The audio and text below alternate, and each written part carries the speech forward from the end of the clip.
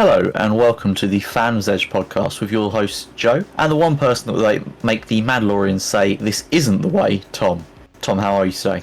I'm doing good. It's warm still. It's very warm. Yeah. It is very warm. I feel you, man. Right. Well, what the podcast is about today? Well, if this is your first time listening to Fans Edge, welcome. First of all, this is all about us discussing various different fandoms, from gaming through to Star Wars and beyond. And we hope you'll join us on our journey through all things nerdy and all things that we love. Today we're going to be going through the latest gaming releases, the recent Xbox and Ubisoft Showcase especially, new Warhammer content, and changes to Twitch and more. So stick with us as we go on a journey through many different topics, I think it's fair to say, Tom. Yes, we've got a lot to discuss today. A lot, and I am incredibly excited. Yeah, there's definitely some good things in there. Why don't you kick us off with some gaming releases? Yeah, so obviously these were the game releases that's going to be outside from the Xbox Showcase, so everything that's going to be releasing this month, basically. Start us off on the 14th of June, we have an escape room game in the world of Harry Potter, the Wizardry School escape room game. I'm not sure if they're fully affiliated with the Harry Potter and Star Wars brand, but it does mention about the Philosopher's Stone and all that kind of stuff. It's using the font of Harry Potter by the look of it. So if puzzles and as an escape room sort of game is your thing, then you can go ahead, and it's on Steam at the moment. In fact, it's on, as we're recording this, it might not be by the time you're listening to this, it's on sale. Usually roughly £9 is roughly now £7. So you can pick that up right now. The next game is on the 15th. So by the time you're listening to this, again, this would have been released. It's Part Beyond, a kind of competitor for, is it called Planet Coaster, isn't it? Yeah, from Frontier. So they haven't really had a competitor, but now they do. You can pick it up from Steam. It's roughly £40 on there. I think you mentioned to me before, Joe, that there was a bit mixed reviews, and in fact it's reflected in the reviews on Steam saying it's mixed. You said it wasn't as good from what you've watched or seen on various platforms. I've seen a few videos on it. It's a cool concept, and they've got this funky feature which is to impossibilize coasters and rides and stuff. And some of them it looks quite cool, and some of them it's a bit, what was the point? It's not like you can decide what you do, you just click it and it happens. So it would be nice to see, I mean, it might be something that they add later on maybe. It'd be nice to see a little bit more customization in that respect, and give you as the player a little bit more choice on what kind of impossible things you can make your coasters do. Yeah, so that's available 15th of June. Also, this is a free-to-play game, and it's called Undawn, which is actually featuring Will Smith. It's free-to-play on mobile and PC, and I found that this was a very strange sort of combination, launching it on mobile and launching it on PC via Steam. It is a zombie survival game, and in fact I downloaded it the other day to have a go because I had a big massive fear that they've just copy and pasted it for PC and haven't really thought about PC, and boy was I right. It's like they've ported a mobile game onto PC. You can tell from everything. Don't get me wrong, for a mobile game, the character customization is pretty damn good. I've not played a mobile game in a very long time, bear in mind, but still, the character customization is pretty damn good. I must give them that. But the controls, just seeing that they've tried to quickly port it over to PC, and the graphics aren't entirely great either for a PC title. I wish the controls were definitely a little less mobile-like and more PC-like. Revamp it, and I might have another go at it. 16th of June is the next date. Obviously already out is F1 2023. Not the sort of game I usually play in terms of racing, but I did have a watch at IGN's review of it, and it's in one of the better reviewers. I think it's Luke Riley. He has had huge praise because obviously we know what IGN are like most of the time. Can be a bit hit or miss. Yeah, but everybody seems to praise Luke Riley, and he did this review. Okay. And apparently the controls for as we know, racing games on a controller sometimes aren't particularly good and are better on a wheel. But he said the controller gamepad controls for F123 are so much better than previous. In fact, it's the best that they've ever had. So that's good if you want to dive into F123 and use a controller. So that sounds good. And the motion capture for the single player kind of story mode looks good as well. That mocap looks good. That's cool. So that's definitely good. have to check that one out. Next of all is on the 20th of June, Aliens Dark Descent. Next version of the Aliens game in the form of Dark Descent. I'm not much of an Aliens player myself, but I'm sure those people that are interested in the franchise might be interested to pick this up. And that's available over on Steam as well. I'm sure it's available elsewhere as well for you console players as well. The final game release before we get to the Xbox Showcase is on the 22nd of June. Final Fantasy 16 has been coming out for those people that like it. A very popular game that a bunch of people like. That's just sort of your thing. That is now going to be released in June. And that's the gaming releases for June. And I'm now incredibly excited to talk about the main spectacle of this podcast, which is the Xbox and Ubisoft Forward Showcase. So a bunch of these games were announced at these showcases, at these live streams, but also some of the devs did some dev diaries afterwards, so I'm going to be going back and forth between the two. So those strapping guys. First of all, the very first trailer that we saw was Fable. Fable isn't a game that I've played before, but I've heard about it. I've heard about it. You know, I've heard people comment about it on social media and all that kind of stuff. So I know loads of people are fans. So we got a beautifully, amazingly looking cinematic trailer with UK's own Richard Ayoade, who is, of course, Moss from IT Crowd, which everybody seems to know, obviously in the UK, a show that everybody's basically seen. And he is involved, which is very, very interesting, and it's good to see him in a video game. So he plays Dave the Vegetable Enthusiast in that trailer, which is quite interesting. And this game is developed by Playground Games. And you're probably thinking to me, wait a minute, Tom, don't they make Forza Horizon? Yes, they do. They have made Forza Horizon series since Forza Horizon 1, and basically nothing else. So obviously they have a separate team working, they have a Fable team working on it. So you might think, are they up for the challenge? Going from a racing game to what's effectively a fantasy RPG? Am I correct in that genre? Yeah? Yeah, fantasy RPG, definitely. Yeah. So I think they're more than capable of doing it. I mean, if you look at every single Forza, even just the trailers for Forza Horizon, they're pretty damn good. They're very good, and you can see that in the Fable trailer. It's a very good trailer. I do think it'll be interesting to see how they handle this. If they've always done Forza before, yeah, I agree with you. Forza Horizon is fantastic. It will be interesting to see how they take this on, though. It's a very different kind of game for them to approach. Yeah. The classic Fable games have always been fan favourites. They're just quite fun, chill games.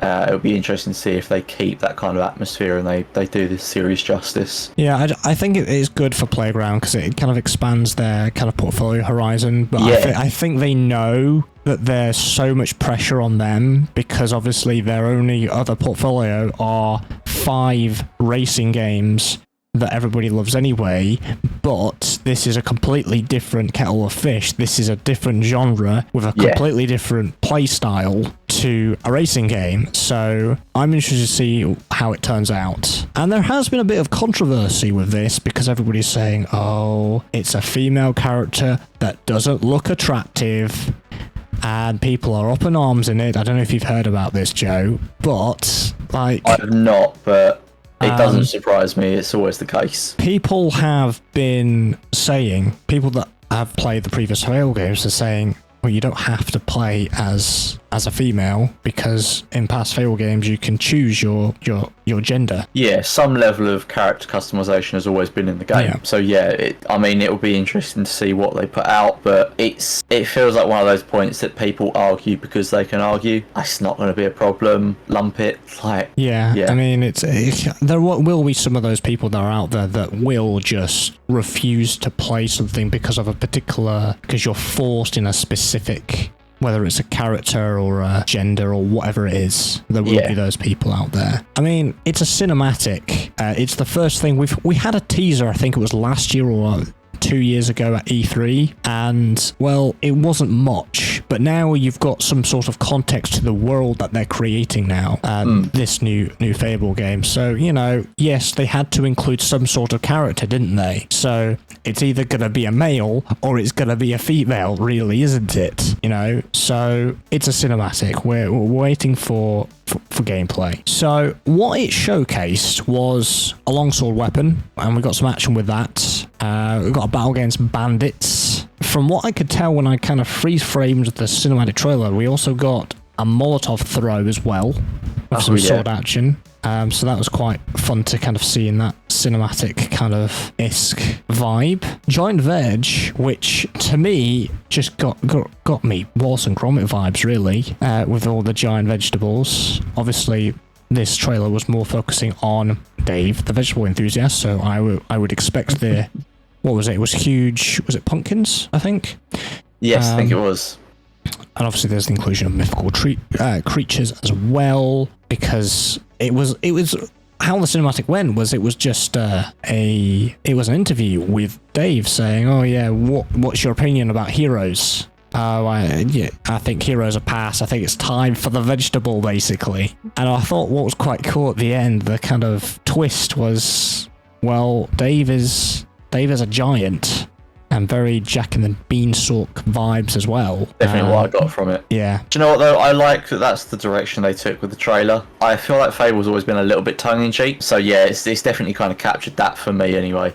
I think it's, as someone that hasn't really been interested in the series or never really played it, it's got me intrigued a little bit because of that trailer a little bit. The humour in the trailer I quite liked as well. It's quite funny. So yeah, at the moment there's no release date, so we don't know when it's going to be released. It might be 2024 or it might be 2025. We don't know when or how far Playboy Games have got in the development cycle so far. But definitely big shoes to fill, since it was Lionhead Studios, wasn't it, that did the other Fables, if I remember correctly. Yes. So that is Fable. Moving on to a game that we technically knew about, but we didn't know about it at the same time. We knew that the studio, which is Massive Entertainment, so when Massive Entertainment appeared with this logo on the screen, I was thinking, oh, and then I thought, wait a minute, Massive is a Ubisoft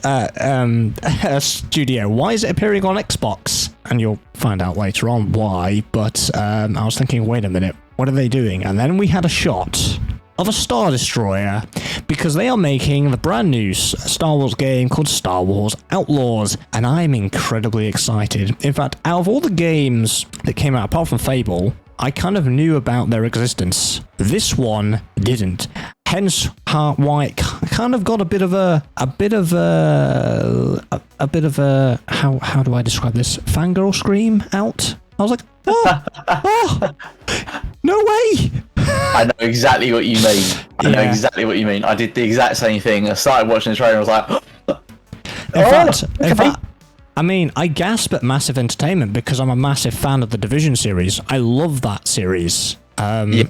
Third-person kind of cover-to-cover shooter. They've done a really good job, and they're continuing to, even now, they're continuing to do updates and seasons and all that kind of stuff, which is cool as well. So I'm thinking, I am a fan of this studio. What are they going to do with a Star Wars game? And my goodness, it looks damn good, because it's using, of course, Ubisoft's and Massive's Snowdrop engine, which looks incredible. It looked incredible years ago, even with the Division 1, and it looks even better in a Star Wars kind of setting. So by the name of Star Wars Outlaws, it's scoundrels.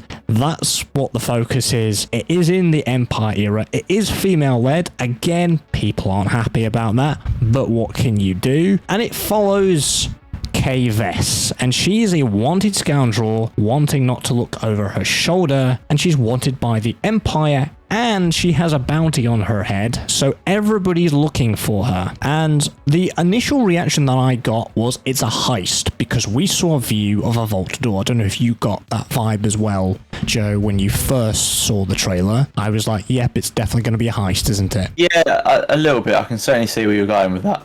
Yeah, because I kind of saw that part of the vault door opening and her little adorable little pet peeking through, which we're going to talk about later as well. And we've got involvement from the Pikes as well. Obviously, it'd be nice to see the Pikes get more. I was going to say screen time, but they've definitely got more over the last few years. Obviously, they've appeared in Clone Wars, they've appeared in Rebels, they've appeared in Book of Boba Fett, actually. Book of Boba, yeah.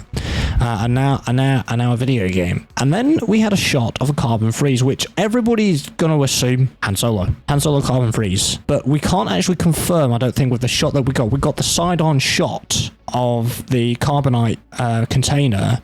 We don't know if that is Han Solo or it's somebody else in Carbon Freeze, because as we know, with bounty hunters, and particularly this is going to be probably a very bounty hunter focused game because it's to do with scoundrels and outlaws and all that kind of stuff, it might be just somebody else, because as we know from The Mandalorian, Din Djarin had loads of Carbon Freeze machines at his disposal for collecting those bounties. So obviously the stereotypical kind of image, we automatically think Han Solo, we think, but I also think they put that in just to confirm the era and where it's set, because I think it is in between Empire Strikes Back and Jedi Return of the Jedi, which I think was confirmed by the devs as well, if I remember correctly.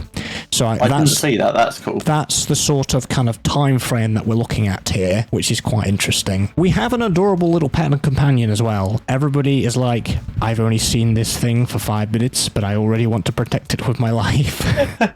And it is going to be basically your companion throughout the game, which is really, really interesting. What I found I think one of my next big kind of things that I was actually excited to see, we have a reprogrammed commando droid with a trench coat. I love it. How goddamn cool is that? He is a fancy lad. I love it. I think it's a great look for the Commando Droid. I love that we're getting a Commando Droid in it as well. It's going to be so cool. It's just wow. Yeah, so we've got that. And the thing that I put originally when I saw that trailer, obviously we're going to talk more about Star Wars Outlaws a little bit later, is about is he going to be a companion, or is he just a character that we just see every so often in some cutscenes and stuff? Because the one thing that got me was when Kay and the Commando Droid were, I think, sneaking around. I think you know what scene I'm talking about in the cinematic, Joe, when I say that they're kind of sneaking around with each other, and I'm thinking, I thought, is that a companion? Or, do we get two companions in this? Like, do we get our little pet and the Commando Droid? I'm not sure. So we're going to have to wait and see. I hope the BX Commando Droid ends up being a companion, but I don't know if they will. I think I'm saying it now, I'm going to be happy to be proven wrong, but I think it's just going to be the little pet thing that we get with us. And even if it is, I'm not too mad about that. So, because it's adorable anyway. One of the next things we saw was a speeder bike fight, which is pretty cool. So Kay kind of using her blaster skills as well as driving at high speed on the speeder bike. So that was quite cool to see. Turn of, yet again, a Rancor in a video game. Obviously, we've seen it in both. Was it in Fallen Order? No. Oh, I'm not sure. I don't think so. No, I don't think it was, actually. But regardless, it's now in another kind of Star Wars game now. So we can potentially fight a Rancor again, so that's quite good. The next thing I noticed, in fact, it's one of the very first scenes that you see, and there's a scene later on in this cinematic. There's a Rebel involvement. So we see Rebel transports, we see X-Wings, we see, I think, one of the transports actually crash and explode into a Star Destroyer. But more importantly of all is we see Kay Vess in her ship fighting with the rebels. So I think there's going to be some sort of rebel connection, or she joins the rebels in some sort of fashion, whether it's to do with a mutual agreement, or she actually is convinced that, she actually wants to... In fact, it might be her best way out of her bounty, and because she's wanted by the Empire. So there might be some sort of narrative to do with that. Not sure what you think, Joe. Yeah, I mean, I don't know if this is an unpopular opinion, but I kind of hope that she doesn't get involved with the rebels. I know that the rebellion exists, and it's very fitting for the time period that it's set in as well, but the rebellion exists on bringing together various cells and individuals, and bringing them all together to face the might of the Empire. But I hope that K-Vess sticks with this idea of, she is a scoundrel, she's out for herself, she's just trying to get by. And I hope it kind of sticks with that rather than taking a side with the rebels, because I feel like that happens a lot in games. It'd be nice someone who maybe their interests align, but they're like, I just want to do my own thing. Yeah, that's what I was thinking. I was thinking, we've seen this so many times before, but also a mutual agreement could be also beneficial for both of them. Because what's she called from Star Wars Battlefront 2 campaign? Iden Versio. Yeah, she aligned herself with the rebels and then obviously eventually joined, but it's that same sort of kind of thing, isn't it? Because I think at the start, that vibe when you were playing her, you don't think that she was going to join them, but because there was some sort of mutual agreement, because obviously they were enemies, and then they were mutuals, and then they're allies. So I'm interested to see about that. So for those people that watched the live stream live, this is a thing that didn't appear at the end of... If you're watching it as a video on YouTube, you wouldn't have seen this, because I checked and it doesn't appear at the end. But on the showcase, what it said at the end is tune into Ubisoft Forward Showcase for the gameplay trailer. So I was like, okay, I'm definitely watching the Ubisoft Forward now, because they're going to show us, not only showing us an announcement trailer with a cinematic, they're showing us a gameplay trailer. And this game is coming out in 2024. We've got a year to wait for this thing. And I want it now. I want it now. See, I'm okay on the wait because I'm still playing Survivor. Yeah. I've got some Star Wars fix at the moment to keep me going, but yeah, I imagine as soon as I finish that, I'm going to be in the same boat as you. I'm going to want it. Just want to play the thing. It looks really good so far, even the gameplay trailer, which we're going to talk about later on as well, because we've got some more details about Outlaws, so we're going to talk about that a little bit later when we get to the Ubisoft Showcase elements. Now, there's another game that I mentioned in last month's podcast, and, well, I mentioned about the fact that we will be getting some more information come summer, which, of course, was in relation to Payday 3. Not only have we got a gameplay trailer, which is incredibly exciting, but we have a release date of September 21st, 2023. Now, we knew Payday 3 was going to be this year, and I have hundreds and hundreds and hundreds of hours in Payday 2, and I am incredibly excited for the new iteration. That is Payday 3. So this is on Xbox Showcase. It's also going to be added for the first time on Game Pass. So if you have Game Pass, you'll be able to get this day one. On Steam at the moment, by the way, you can pre-order it, and it is £34.99, which is relatively cheap for a brand new game. Wouldn't you agree? Yeah, looking at the prices of a lot of games that come out now, it's probably 10, 15 quid things out there. That's quite a surprise. Yeah, Payday 2 was quite cheap, even when it was like full price. Obviously now, the price has obviously gone down because years and years and years have gone past that Payday 2's been out.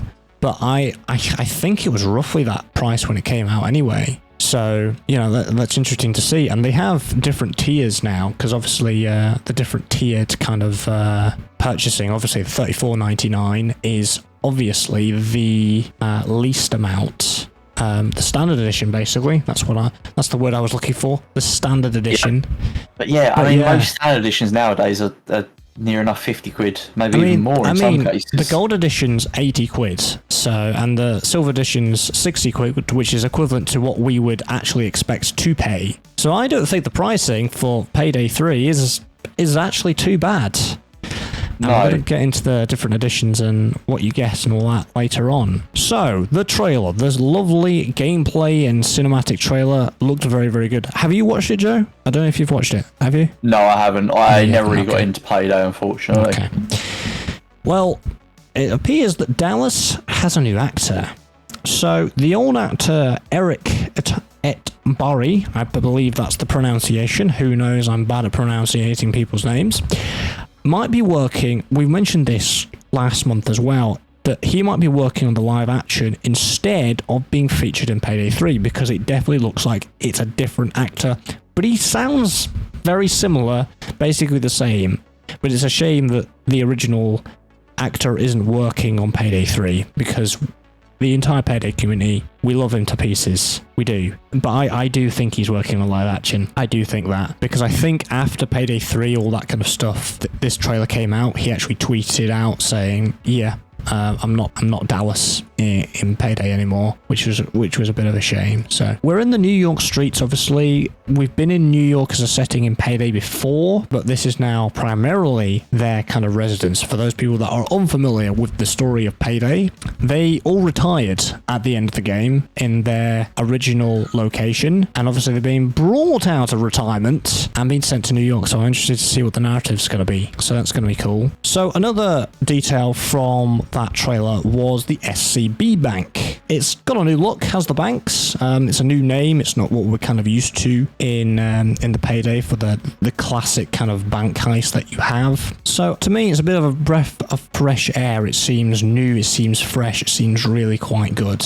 But one of the first things that we see is we've got frying the camera via a phone without drawing weapons. This is a new thing, because for those people that are unaware of how this works, is usually to be able to interact with any equipment, you have to put your mask on, which means drawing weapons and all that kind of stuff, which will obviously get you alerted and all that kind of stuff. So I think there's more kind of stealthy elements of bringing out a phone, a small kind of EMPing the cameras in the bank.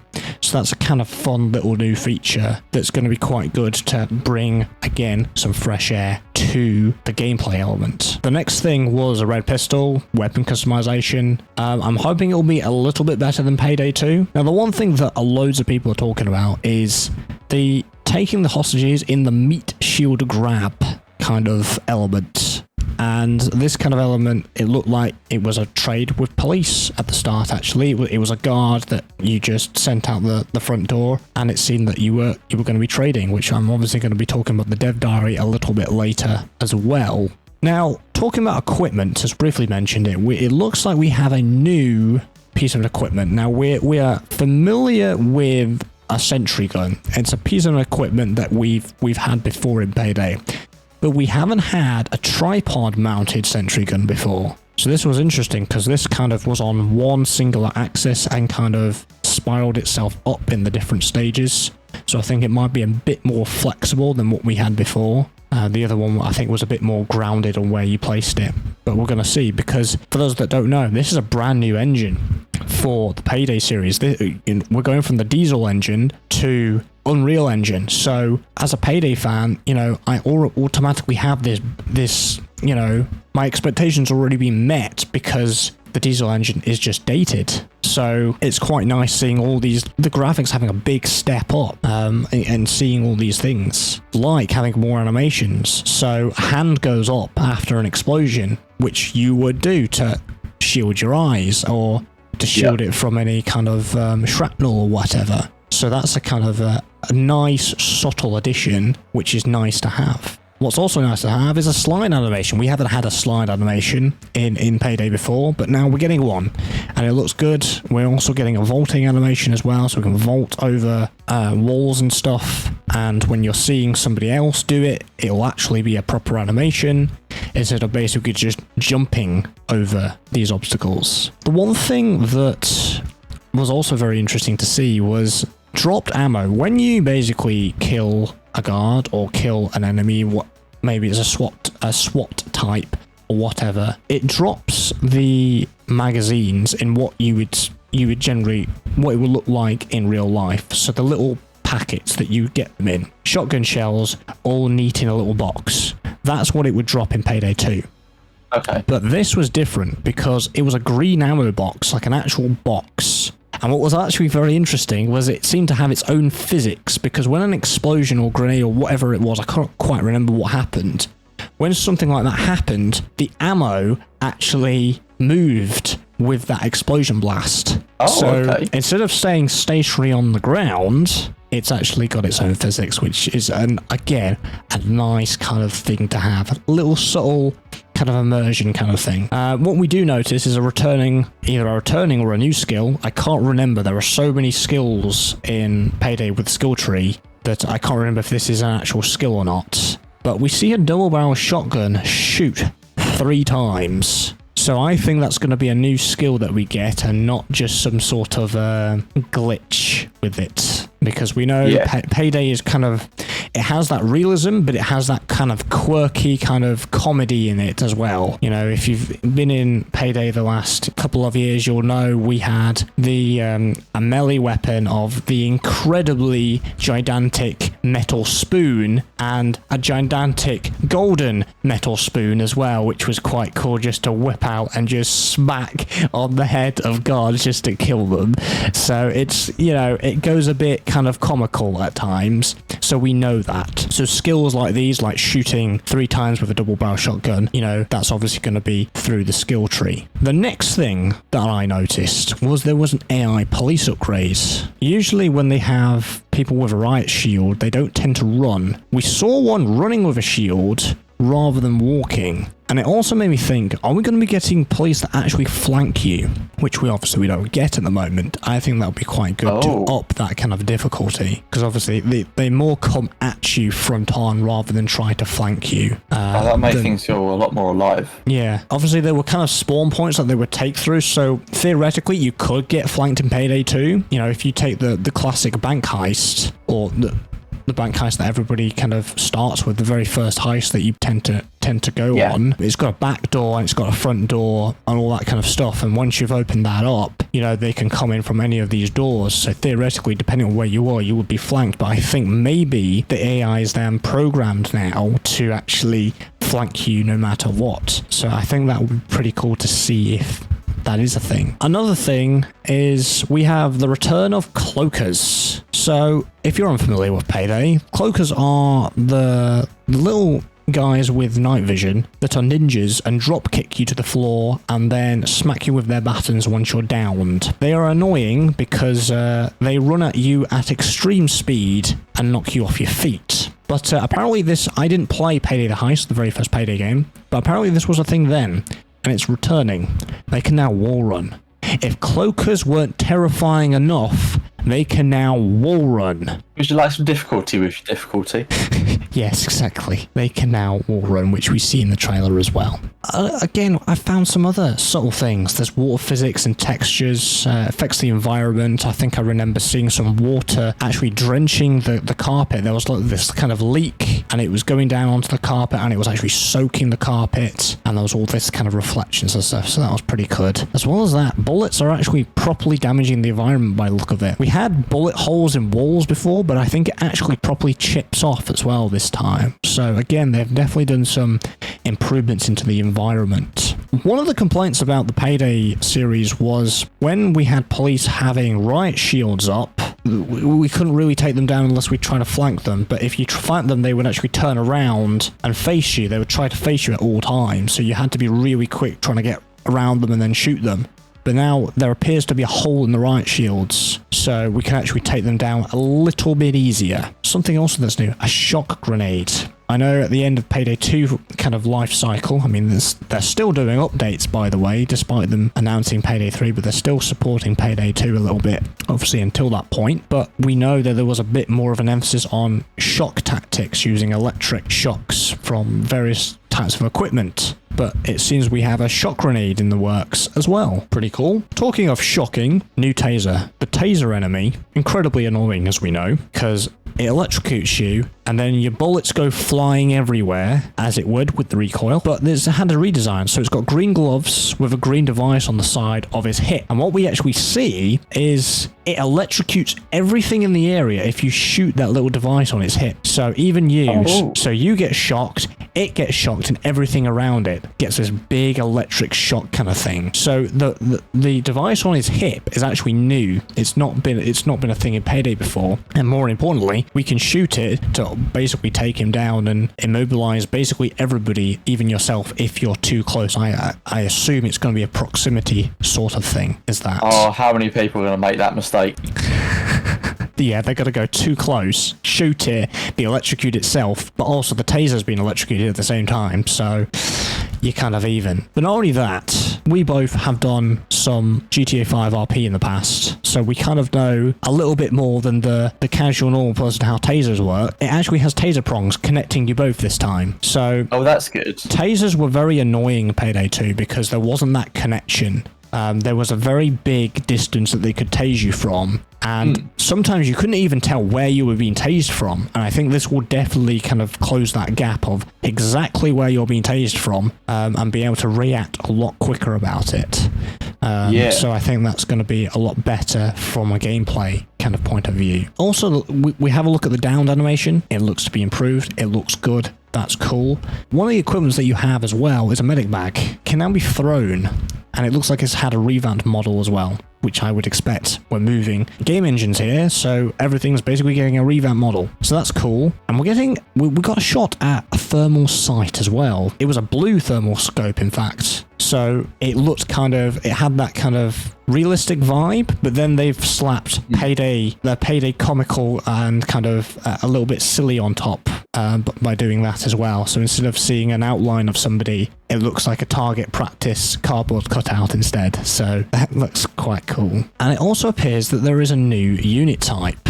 Gas grenades. So we've got a unit that is strapped on his chest with all these gas grenades, and if you shoot him in those gas grenades, he explodes in a gas cloud, which is a cool feature to have. Quite realistic if you think about it. And near the end of the trailer, we get a phone appears again with some sort of, we don't really know what this is. We think it's another hack, or do we call in our own escape when we want?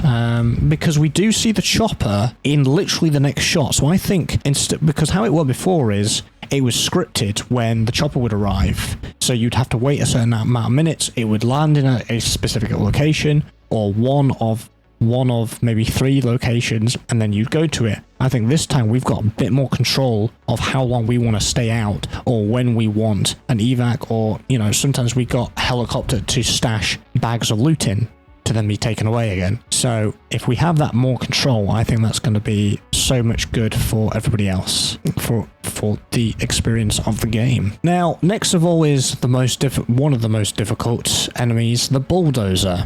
This time we see him with a drum mag shotgun. We haven't seen him with a drum mag shotgun before. We've seen him with a shotgun, we've seen him with a minigun, and all these kind of things, but we've never seen him with a drum mag before, as far as I know. So it's going to be packed with even more punch by the seams of it, and something that's brand new. Usually this guy is basically a juggernaut. He's very heavy armor. He's very slow. The visor is the weak spot, so we all shoot that to get rid of him. But he was very slow. He was walks towards you slowly, menacingly, because he would be usually carrying a minigun or something quite big that would do immense amounts of damage to you. But he's got a charge attack. He can run at you now, and I think that's going to be terrifying. It sounds terrifying. Oh yeah, that's basically the trailer.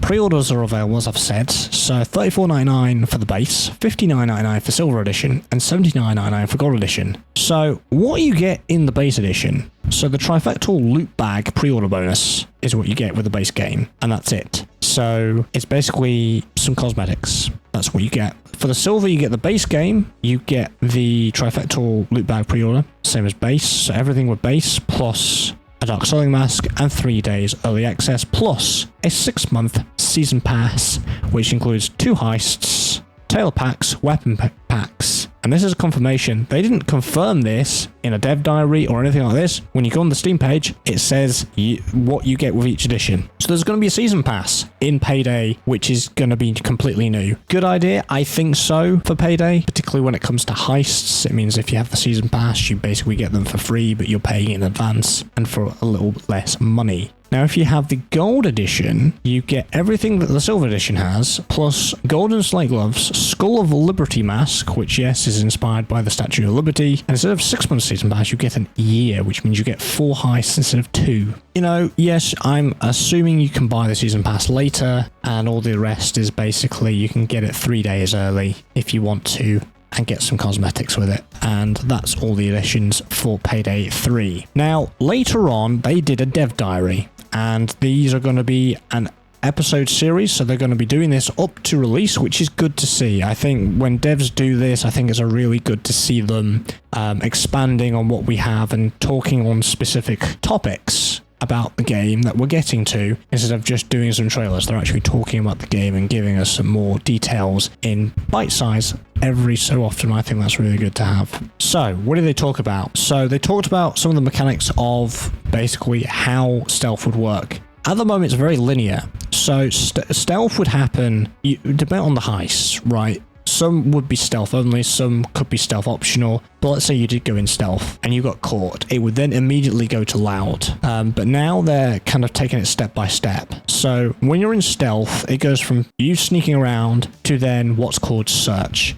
So instead of the guards just doing their patrols, they will actually be suspicious and start to look for you instead of just doing their patrol routes, which I think is quite interesting. They've also added, obviously for loud, negotiation. If you have hostages, you can simply trade it for, I think it's extra resources or more time, and you can choose if you want to do it at the start of the heist or midway through. And then obviously from that, it would go kind of loud, really. So that's what we kind of see kind of in the gameplay cinematic trailer as well. They've mentioned about more PEDs and traffic. So traffic used to be just parked cars. There wasn't any moving traffic really in Payday 2. So it's good to see that there's going to be more PEDs. So I think it's good they're kind of taking this immersion and kind of increasing it, really. They also mentioned that they're going to move to different locations as the story progresses. Whether that means we get to see some old location from Payday 2, we don't know, or it just means it's just going to move around basically the city areas of New York a bit more. Maybe I would like to see some outskirts and some of the borders of New York as well. That would be quite cool to have. They mentioned the heisters. So you have the original gang plus 2 additional heisters. They didn't say who the 2 additional heisters were. Obviously, the original gang is being Wolf, Chains, Dallas, and Hoxton. So that's who we get right from the get-go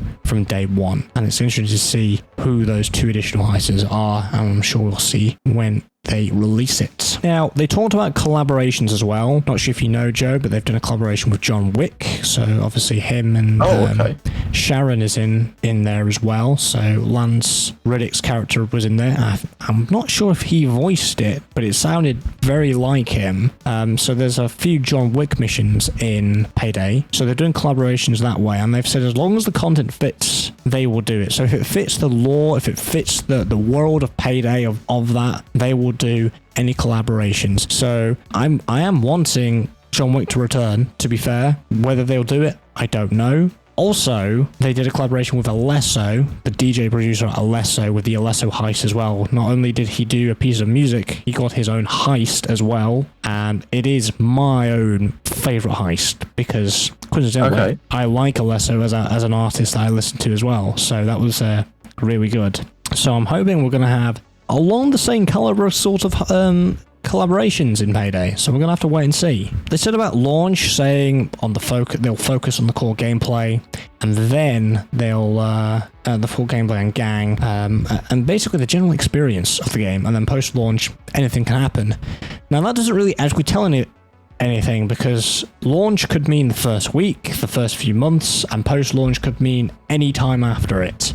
So we're gonna see where they go with what content and what fixes and changes they're going to have. And what was also interesting to see was they mentioned about a bit of lore. So the gang is obviously, this happens after Payday 2, so the gang is older. So whatever happened in Payday 2 will be reflected in Payday 3. So for example, Hoxton, there was a whole prison heist to break him out. We broke him out of prison. So there might be a reference to that and some other things that happened in Payday 2 story. So that'll be interesting to see what kind of Easter eggs or references they've put in there. So the future Dev Diary episodes we have got some topics they're going to talk about. So they're going to talk about platform, combat, art and animation, heists, skills and progression, customization, narrative and sounds, and then of course, launching. I'm assuming launching the game. And that is Payday 3. A lot of information to digest, but all welcome. I think it's Payday 3 is sounding pretty damn good so far. I can tell you're excited. Oh yeah. Oh, right. Next is Microsoft Flight Simulator 2024. This was a really big surprise because I wasn't expecting a new flight simulator because I swear they said they were going to support it for the next 10 years, but here we are. We're getting scenarios basically. So what they showcased in this trailer was career-focused aircraft activities, which has got me really intrigued. And it's also got me intrigued. Is it a new game? Is it an add-on? I think they have now confirmed it's a brand new game. And I think the reason why they haven't skipped supporting Flight Simulator 2020 is because I think in order to do these aircraft activities, they need to go onto a new version of an engine, and they can't just switch that with the current game. So what we see is aerial firefighting, search and rescue, helicopter cargo transport, air ambulance, agricultural aviation, mountain rescue, skydive animation, industrial cargo transport, remote cargo ops, VIP charter service, air racing, glider pilot, scientific research, experimental flight, low altitude training, executive transport service, airship tour, and hot air balloon trips. So they have thought of absolutely everything, haven't they? Yeah, that's a lot of different scenarios. I'm just interested to see, when it comes to 2024, that's the release date they've got for it, is, how involved are you as the pilot? Do you get to do some extra things, or is it just literally the piloting? But a lot of this sounds like, I don't know if you've heard or played the game, Joe, Stormworks. I've heard of it, I haven't played it, but... Stormworks is a game that's a bit of search and rescue. When it started, that was the vibe of the game, because right at the start of the trailer, we got the aerial firefighting, the search and rescue, the air ambulance. I was thinking, this looks like a bit of Stormworks, but I'm quite interested to see. I'm actually interested. I haven't picked up the latest flight simulator, but this has got me really interested in the new flight sim next year. Yeah, I've never really got into flight sim games myself, but this has definitely got me interested. Yeah. Let's see what they kind of do next year. Okay. Next of all was Forza Motorsport. Now, this has been a game that I'm excited for, as everybody should know by now. Massive racing person, massive car person, and therefore this is going to be a pretty big release for me. October 10th is its release date. We have a release date. The first trailer, we had the season of release date, and then they removed it because it only said 2023, and then we were thinking, uh-oh, what's happened? What have they done? But yeah, so the cars and the feature cars that they've said are going to be confirmed, and I think are new, is the Cadillac V-Series.R. Now, this is a car that you may not know. It's an endurance LMP car. It's one of the ones that is featured in Le Mans. In fact, this was actually in this year's real-life Le Mans earlier in June. So it's one of those sort of cars. It's basically the cover car for this game. They also said that they have the Cadillac CT5V Blackwing, so that's basically like a sedan. It's previously been in Forza Horizon 5, but apart from that, no other game. The brand new Chevrolet Corvette E-Ray and the brand new Chevrolet Corvette C8.R, which is the racing variant of the C8. So we've got some Chevys, some Cadillacs, and coincidentally, for those that don't know, General Motors own both Cadillac and Chevrolet. So obviously General Motors has had a bit of an influence at Turn 10 Studios, clearly, for their cover cars. So the tracks that will have been confirmed is the Le Mans track, Eagle Rock Speedway, which we believe is fictional but based on a real-life track. And that's as much as we got. Now, talking about the Le Mans track, we have it in Forza Motorsport 7, and it was funny to hear that because obviously Turn 10 might have a different agreement, because in all these other sim racing titles, Assetto Corsa, Automobilista 2, all these other sims can't have the track because motorsport games have the official license for it, hence why it's in the sim title R Factor 2. So then I was thinking, well, clearly does Turn 10 have some sort of different agreement with the Le Mans track, because obviously it's been for Forza Motorsport 7 as in the new one. So I'm like, is it because they don't regard Forza Motorsport as a full sim game, because it is a simcade after all? But So it got me confused a little bit. But talking of the Le Mans track, before the Xbox showcase, we got an announcement from Motorsport Games saying we're doing the official Le Mans official game coming out in December 2023,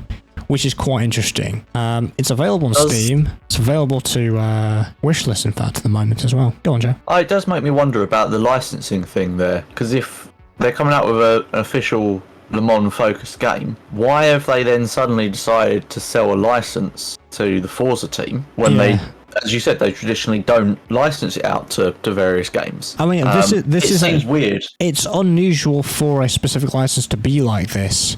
So all the other games can't go and laser scan the track and put it in their own game, unfortunately, which is sad for all the sim racers because it's an iconic track. We love that track. You know, it's a really good circuit. In fact, I have the conversion for Forza Motorsport 7 in Assetto Corsa as a mod. I went on it the other day, in fact. And I've not been on the Le Mans course since I played Project Cars 2, which was a while ago. That was years ago, probably. But yeah, it's interesting to see that, because we know in the sim racing community, they have the license, so there's a virtual Le Mans tournament as well as the real life one that happens earlier in the year, and so it can't be done on iRacing, it can't be done on all these other platforms, it has to be done on R Factor 2. But now this is going to be the official game, but I think this is going to be more of the official World Endurance Championship game, just like Assetto Corsa Competizione is the official GT World Challenge game, which is more GT3, GT4, that sort of kind of thing. This is going to be for all the endurance official game. I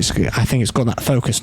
Yes, it's called the Le Mans Ultimate, but I think it's going to have that kind of world endurance from the FIA sort of thing, which includes the 24 hours of Le Mans. And obviously it's going to be developed by Studio 397, which is obviously part of Motorsport Games. So I'm quite interested to see what that happens with. Now back to Forza Motorsport. So it also featured an upgrade system similar to Forza Horizon 5, and I'm talking more of the basket element. So you can add all your upgrades into basically a basket and pay for them all at the same time. This is obviously a thing in Forza Horizon 5, but hasn't been in the latest Forza Motorsport 7, obviously, because you have to buy the upgrades manually, all that kind of stuff. This kind of adds all the pricing together for your in-game credits, and then you buy it. So a little bit of easier access. They also go about customizing the Corvette E-Ray as well. So the E-Ray, by the look of things, had 4 rear wings, it had a wide body kit, some new wheels, new rims, and the way they're doing the upgrade system now is not actually through credits, it's through car points. So the more you drive the car, you get car points, and you spend those car points on upgrades instead of your money. So your money is exclusive to buying new cars and new cars only. Interesting change, I must admit, but kind of refreshing, because they did say they're revamping everything. And we also have car levels as well as car points. So you level up a car by driving it. The more you drive it, the higher the level it goes, and that's how you unlock upgrades. And the car level actually states level 50 in the gameplay trailer. So it's quite interesting to kind of see some of the menus in there for the very first time. In my opinion, the user interface seemed a bit mobile-ish, that sort of vibe, but I suppose that's also in Forza Motorsport 7 as well. It's kind of similar. I suppose it's a bit more accessible when it comes to a console, but obviously this is an early build. It might be completely changed by the time we get it on October 10th. So we're going to see. One thing I was interested to see is pit stops. Does it have pit stops? Now, Forza Motorsport 7 does have pit stops in a sense. It's all automated. However, just go in the pit lanes and it will take over the car and it will do what it is. Obviously, as a sim racer myself, I play ACC, I play Assetto Corsa, where we have to manually do everything. We have to manually manage our pit stop strategy, how much fuel to put in, change tyres, all that kind of stuff.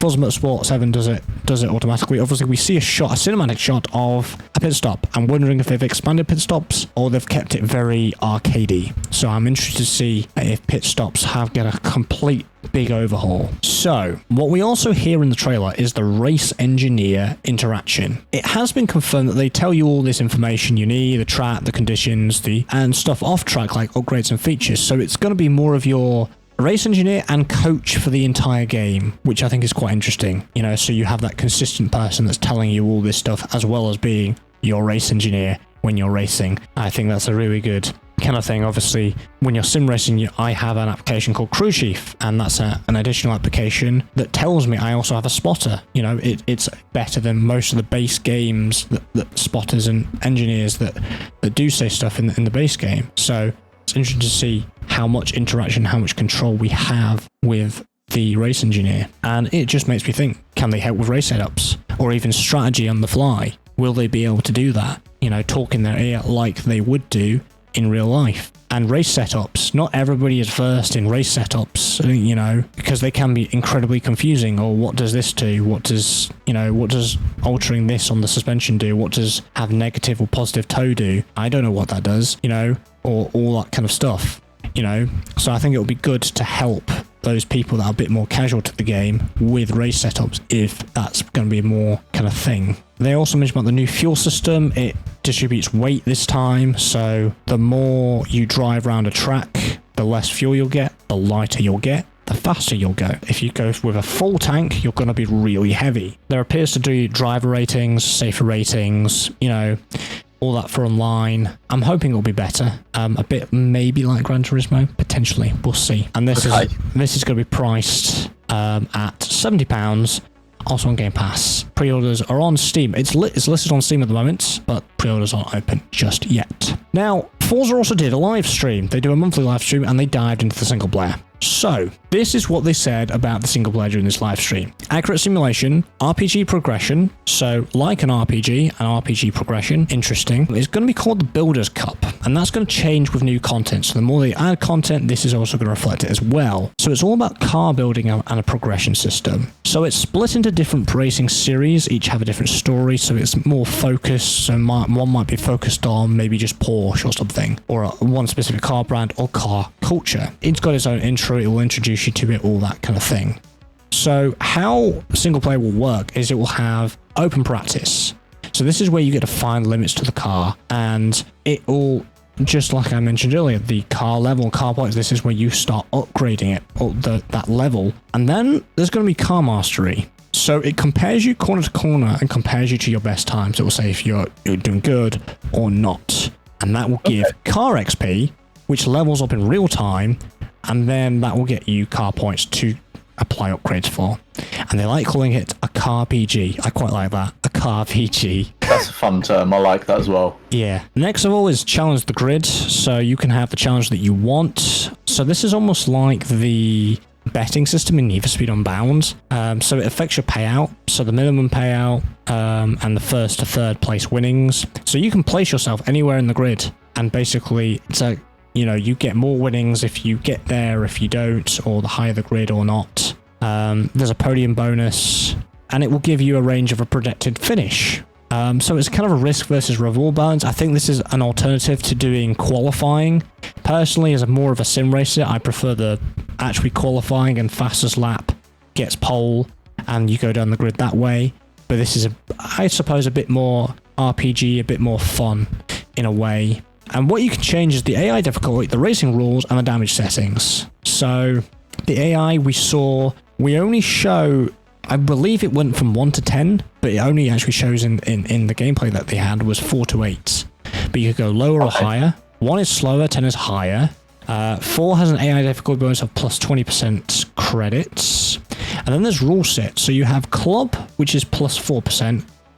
This is obviously credits. Sport is plus 7.5%, and then there's expert, which is 12%. So club has cosmetic damage only, rewind on, and lenient penalties. Sport has simulated fuel and tires, rewind on, and moderate penalties.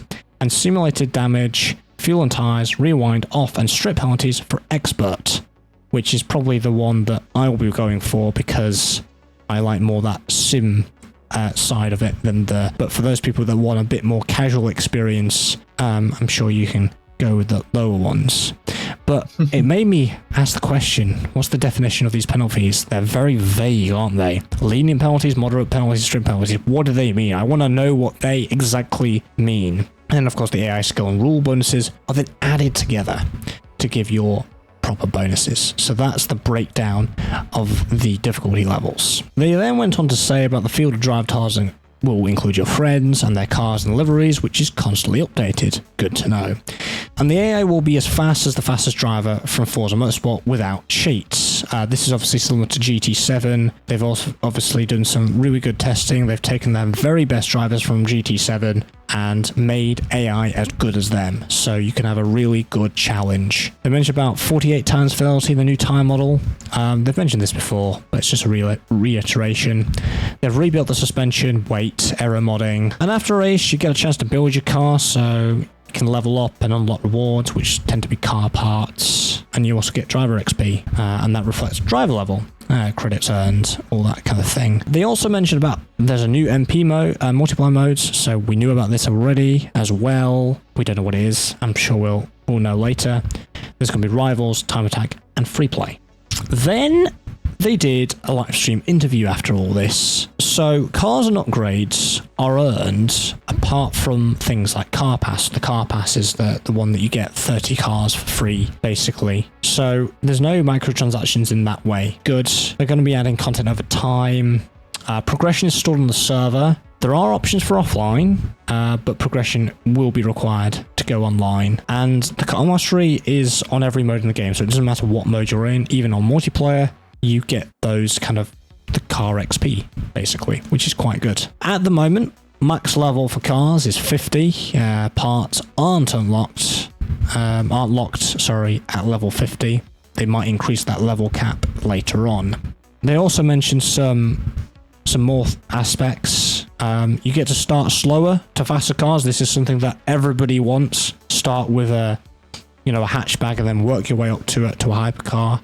I'm hoping it's going to be a bit more like that. What they also did say in this interview was the race engineer didn't sound like it normally would. It was only done that for the trailer to be a bit more hyped, which I kind of get from trailer editing. It's sort of, you try and kind of hype it up. So yeah, and there will be options to dial in or out that race engineer. And they also said the Builder's Cup is a tour. When you finish all the series in that tour, you unlock a special reward car, and it's the only way to get that car. And I think that's a good way of going forward instead of these microtransactions and cutting corners. I think that's a good way to do content. Yeah, I like that as an idea.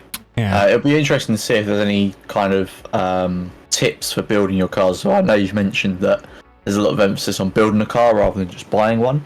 Yeah. I know certainly for me as like a casual player, I know there's a lot of people out there that will be like that. I mean, whenever I've played a racing game in the past, I don't end up tuning the car. I don't play with any of them settings because I have no idea what I'm doing. Yeah. It'll be nice to see if there's some kind of help for players, or more casual players at least, on how to maybe not get the best car, but at least get something that is reasonable, Yeah. Yeah. And they ended that live stream kind of with some community questions that some of the chat were asking, and they also unveiled two new cars, so the 2023 Lotus Emira and the 2020 Automobile Pininfarina Bastita. I've butchered that completely. I don't. Can you pronounce that? Can you pronounce that? Help you, but I've never heard of it before, so I'm not even going to attempt it. It looks very similar to a Lotus. It does look a car. It's a car I've never seen before either. I was like, what? Okay, cool. So to answer the QE questions, so you can choose your own home space up to 4 cars. So obviously in the background you kind of have your kind of garage that you can choose up to 4 cars, which are kind of featured on the kind of home screen and stuff. There is going to be wheel support. More details are going to be later. There will be a maximum of 24 cars in a race, and credits are exclusive to buying cars. Car points are only for car upgrades. That's what they definitely confirmed there.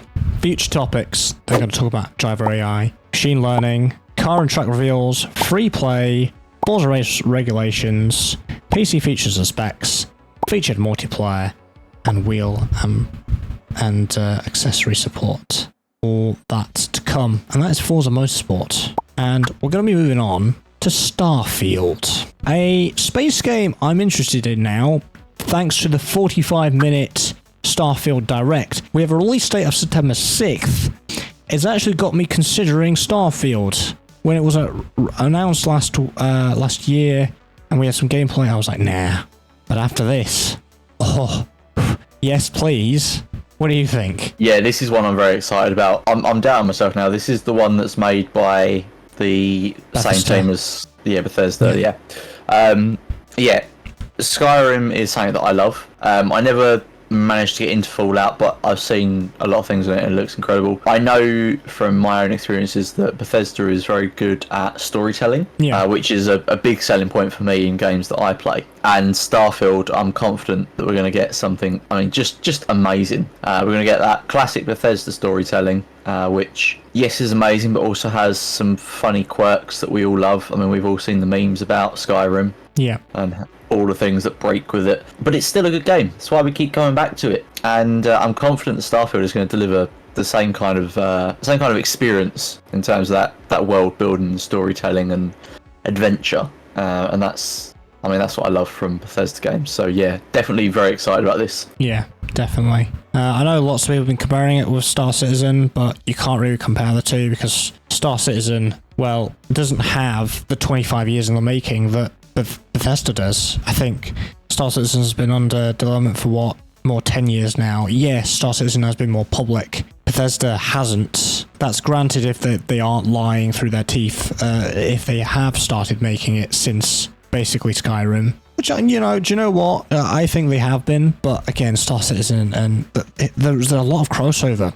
Star Citizen does a lot of stuff that Starfield does, but there's also stuff that Star Citizen does that Starfield doesn't. But there's also stuff that Starfield does that Star Citizen doesn't, or doesn't do yet, which is quite exciting. This is part of the reason why I want Starfield, because there's that big crossover between these two games. But also, Star Citizen has two games. We've got Squadron 42 single player, and we've got the MMO, which is incredibly difficult to do, and I think they're doing a good job so far, considering all they're doing. To me, this whole argument boils down to, or the way I try to look at it, at least, is, you have Call of Duty and Battlefield. Yeah. They're both shooter games that exist in the same universe. I mean, you used to have Medal of Honor as well. Yeah. You've got these shooter games that exist in the same universe, but they're different takes on that kind of game, I guess, is the best way to put it. And yet, they're still both good games. We still play and enjoy both of these games. I don't see why having multiple games that touch on the same kind of idea is a problem. Yeah. I mean, I guess I know there's always been the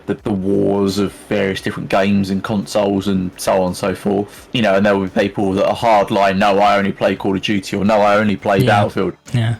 But at the end of the day, I think, like I was saying before, for most of us as casual players, we just pick up a game because it's fun. And you can have multiple games in the same genre. So, the whole argument about, it's like Star Citizen, brilliant. There's half a dozen space-based games out there at the minute. Yeah. But this is a different take on it. It's a different developer, a different publisher.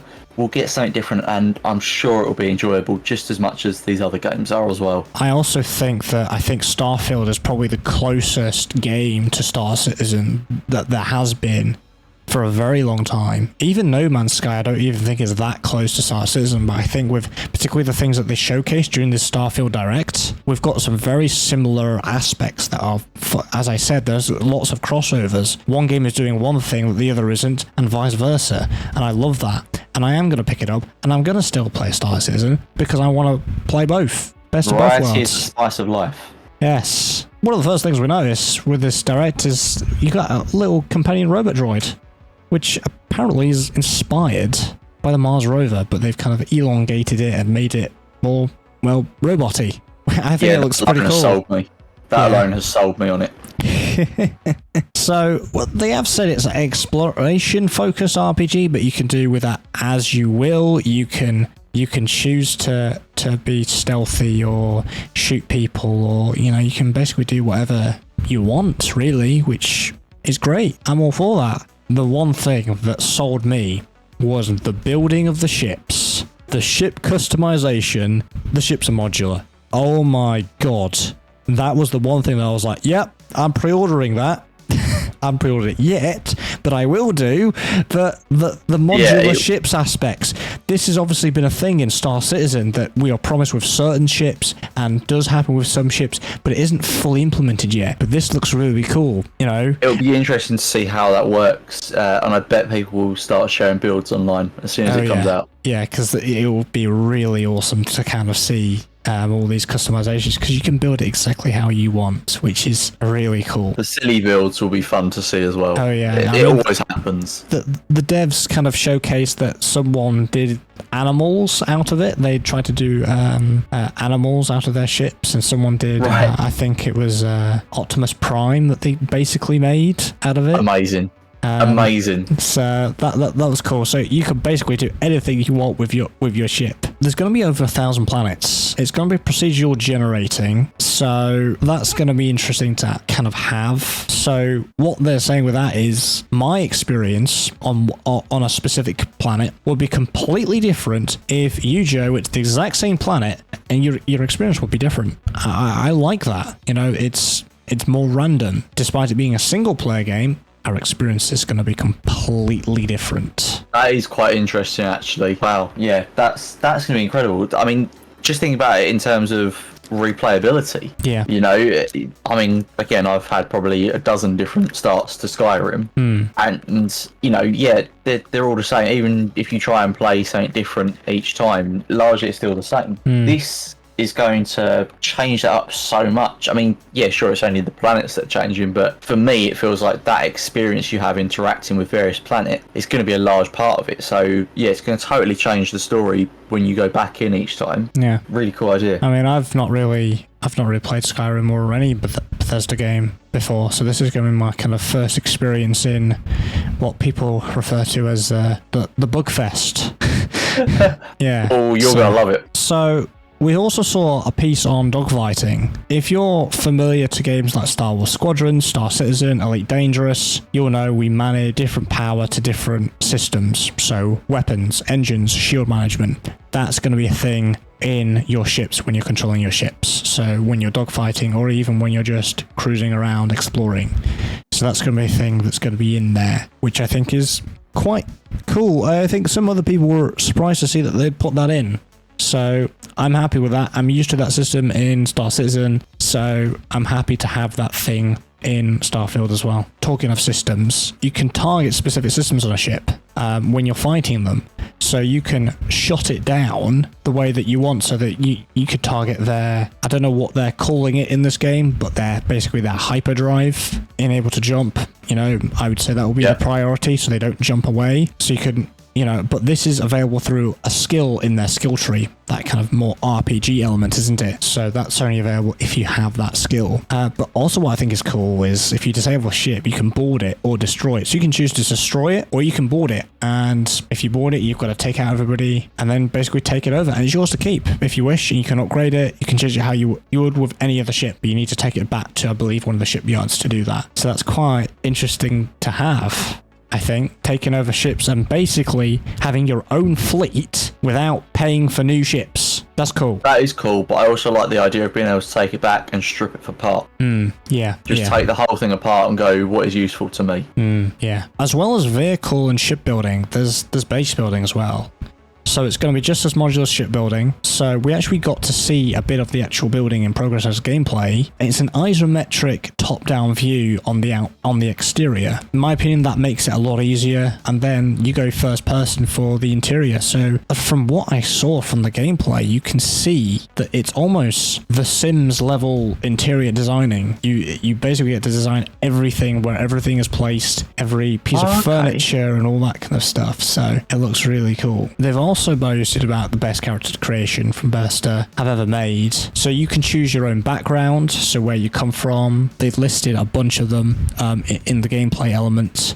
So it's quite interesting that you can choose your own background and kind of be like, yeah, this is where I've come from. Whether you're somebody like I think one of them was maybe your background was a thief, or your background was in the military or something. So stuff like that, I think that's quite interesting to have. It'll be interesting to see if that actually affects the story as well. Yeah, I think it will I think the initial interactions right at the start of the game, I think that will affect it, but we'll have to wait and see.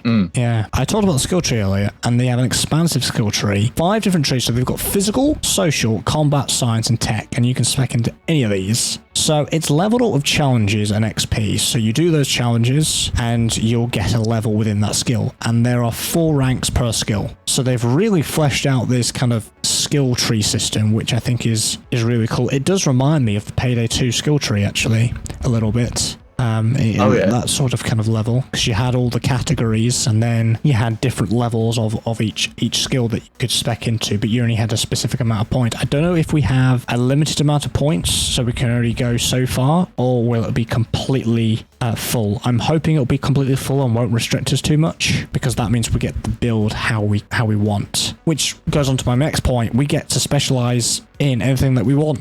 If you want to specialize in stealth, you can do that. Melee, combat veteran, you can suit it however you want to play, and you can do that with all the weapon attachments as well. And as per a classic RPG, your choices affect your experience and interactions. And romance is available, because why wouldn't it? I mean, it is in the Fallout and Elder Scrolls series, so okay, yeah, cool. That's definitely. Especially with the skill trees as well, it's something they're kind of known for. So it's nice to see that come back, and it'll be interesting to see again kind of what they do with that for this space-focused game. Yeah, and another feature is something that we know is going to be happening in Star Citizen, probably not anytime soon, but you can recruit crew members for your ship from exploration and finding new characters around the worlds. And they can look after your ship. You can assign them to an outpost, because you get these outposts and kind of buildings, and you can, and based on their traits, because every one of these NPCs have all these traits, that can affect how the outpost goes. The fact that you can recruit your members and all that kind of stuff to be in your ship, which is,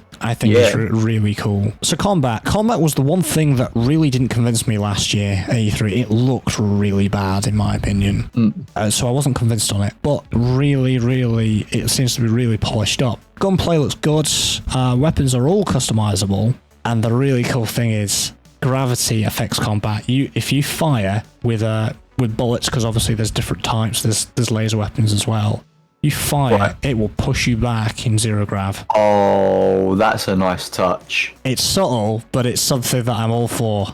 Oh, yes. Yeah, I like that. It's such a subtle thing, but it's also something that seems to get overlooked. Yeah, definitely. So, definitely. Yeah, that's cool. They've mentioned that there's plenty of places to explore and visit. There was kind of these kind of satellite-y bases above planets and stuff, which should look pretty cool to just explore, because you can just explore places if you want to. You don't have to go story. You can just explore wherever you want. I love that. You can dock with a battleship if you want. You can dock with a cruise ship. You can walk around these ships. You can interact with the crew and everything. So I think that's quite cool. And again, you can recruit somebody from these ships that you've docked onto, and you can recruit them to your own crew and stuff. That's pretty cool to do. I think that'll be very cinematic and very cool to do, just to dock with another ship. I think that's just a cool concept in general. Yeah, I mean, that's something that I like about space games that I've played in the past, or space-focused games. Yeah. That interaction with other ships. So yeah, it'd be cool to see, again, how that plays out with various different classes of ships, and it's an exciting thing for me. Yeah, and of course it wouldn't be a space game without mining and crafting. Obviously that's included. And they also mentioned about factions. So there's going to be different factions throughout the universe, and you can join them or you can take them down. Your choice. So that's quite cool. So you can align yourself or be like, nah. I'm interested to see how that works. Yeah. Because you can join and affect different groups, certainly in Skyrim, and I know it's a thing in Fallout as well. But not necessarily take them down. They still exist in one form or another. Yeah. It'll be nice to see whether, because of the way that it would generate different planets and stuff, we can just knock out an entire group. Yeah. Be interested to see if you knocked out an entire group, or even joined a group and did some stuff for them, whether it would affect how your reputation or reputation level around the other factions, whether it would increase or reduce. For example, a rival faction, if you took their rival faction down, you'd be completely in favor with them, because they'll be like, you took our rivals down. You are more than welcome here. Stuff like that. Do they also, just off the back of that, do they move in and fill that vacuum? I'll be interested to see. Yeah. Ideas. I love it. So, the way that travel's going to be is you can fast travel to these planets via a star map. Unfortunately, it's not going to be like Star Citizen, but landing, takeoff, it's a cutscene. You can't go from planet into space. Real shame. Obviously, that's something that Star Citizen has that this doesn't. That you know, we can enjoy in that way in that game. I'm sure they might find a way to do it, but it might be a bit taxing. So I think that might be the reason why. And I think it's the same with traveling to these different planets. They kind of hide it in a cutscene, but we know it's a cutscene, but it's seamless anyway. So hey, I'm not going to be kind of complaining, really. I feel like that's probably a cut they've had to make to focus more on the character gameplay. I mean, everybody knows what Star Citizen is like some of the time, so I think for definitely saving frames, it's definitely a good idea. And they've also said they've got a new global illumination system and new animation system, so that's quite good. In fact, I heard a rumor that they got the Doom devs involved in some of the new animations and illumination to help them out with it. So that's quite cool. Yeah. Yeah, and that's Starfield. I'm excited for it. Yeah, me really too. Am. Yeah. So it's a really cool concept, so it'll be nice to see. Nice to see how that develops, and I'm excited to play it. September 6th is when we get to have that. In all the games that I'm excited for, that's the first one that will be available to me. Another one I'm incredibly excited for is Cities Skylines II. We got an announcement trailer a few months ago and I was incredibly excited. We get this on October 24th. We have a date now. And again, it's a fairly cheap game. You can get it $41.99. That's really good. Yeah. There is an Ultimate Edition as well. And that's, I think, roughly 70. Yeah, it's £74 is that upgraded version. Again, it's going to be on Game Pass. What I've found out about this game is lots of the mods that we have for Cities Skylines have been incorporated into it, which is really, really good. Really good of them to do that, because there have been things that are just frustrating that modders have been like, yeah, I'm going to fill that gap, but now it's in the base game. So now they're really challenging the modders, and I'm interested to see, you know, what more they have. So they mentioned that everything was captured in game. In my opinion, it's an amazing render, especially far in the distance. I didn't realise that was all in-game footage. So that's incredible. So the trailer from Xbox was obviously in-game footage. Obviously, there was the cinematic one, which was the announcement one, which I don't think was. I think that was just a cinematic one. But the latest one, that was all in-game. And it looks incredible. Really cool. Yeah. One of the things I noticed is I'm wondering if there's a life cycle for trees, because we saw some both dead and alive trees. I thought, do they grow? We also saw some smaller trees, some bigger trees. I'm wondering if they've got some sort of life cycle in. We know there's going to be seasons in Cities Skylines 2 now, so I'm wondering if they go with the seasons as well. So that's very cool. Gas station as well. I'm not sure if gas stations were auto-generated in Cities Skylines 1.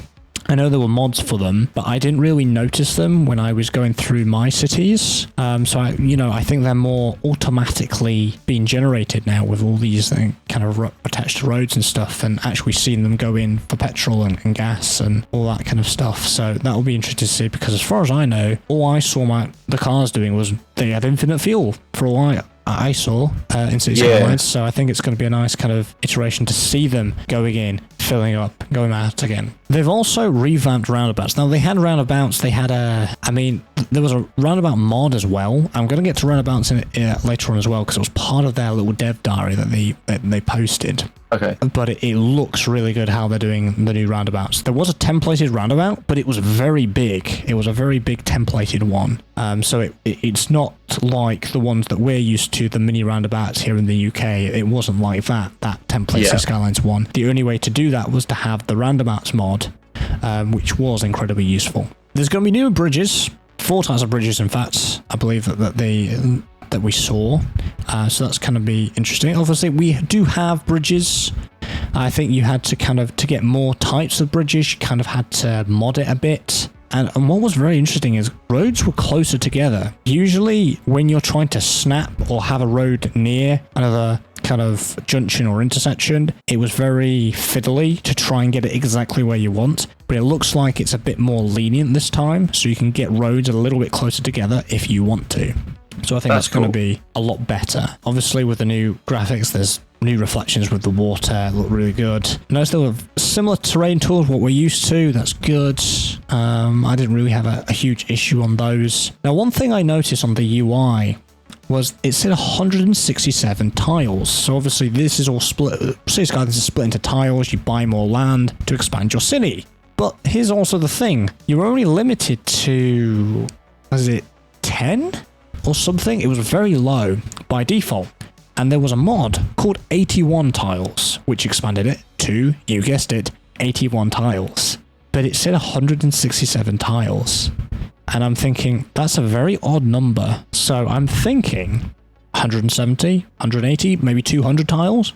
Are we going to get that much? If we are, I'm all for it. Huge cities, yes please. Yeah, that definitely seems like a random number. I would expect probably a more rounded number for the release. Yeah, definitely. Right, so in terms of the UI, kind of going into it a little bit, we see there's a seasons UI with the weather and temperature. Obviously, temperature was also a thing in City Skylines 1, but it's kind of nice to see what the weather is at the moment in your city specifically, because all City Skylines 1 did was it rained every so often, and then the rain went away, and then it came back, rinse and repeat. So it'll be interesting to see, because obviously we've seen snow in these trailers as well. So what I noticed about the road tools as well, there's a grid tool.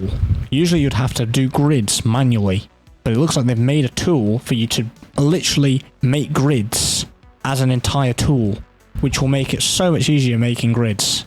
That is really, really cool. It's good that it gives you that as an option. Yeah. What we also noticed with the UI was there are 7 snapping options. There was not 7 snapping options before, so that's going to be good when trying to snap roads and things like that together. So yeah, so when you're placing the roads UI, you get a bit more information. So you get the cost it's going to have, the length, the angle, and the height as well. So all those kind of things. And what I did notice as well, mini roundabouts, they are a thing in City Skylines. Very cool. Very, very, that's very cool. That's not something I've seen a city builder game tackle before. No. So that's a nice inclusion. And what I saw was there are 3 levels, 3 different types of residential demand. 3 levels of residential. And I'm thinking there's low, and then there's high in City Skylines 1, and then there's like offices. But that's more commercial. So I was like, they've added a new type of residential.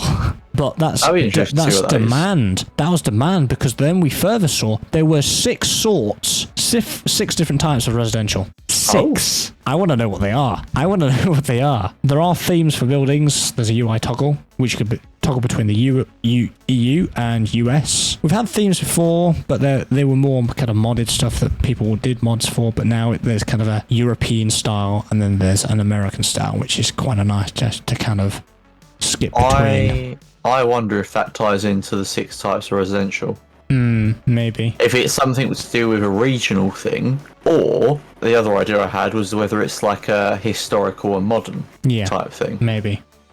Offices are now purple. Now, purple really was associated with tourism. So I wonder if they've changed that, but that's a different aspect. Because offices were kind of baby blue, cyan blue. Okay. But now it's purple, so that's an interesting change. It's also interesting kind of detail was the funds. The funds that you got were usually per week that you got at the bottom, saying you have this many per week. But now it's saying per hour, so you're getting money more often, which is quite interesting. They also have a parallel mode, which I was guessing was to do with having something further or closer parallel to each other.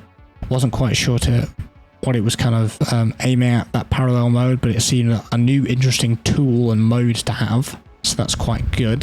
What was also very interesting was building upgrades from a main building. So a coal plant in City Skylines 1, you just plop down a coal plant, that was it. If you needed more electricity, you'd have to plop down another one.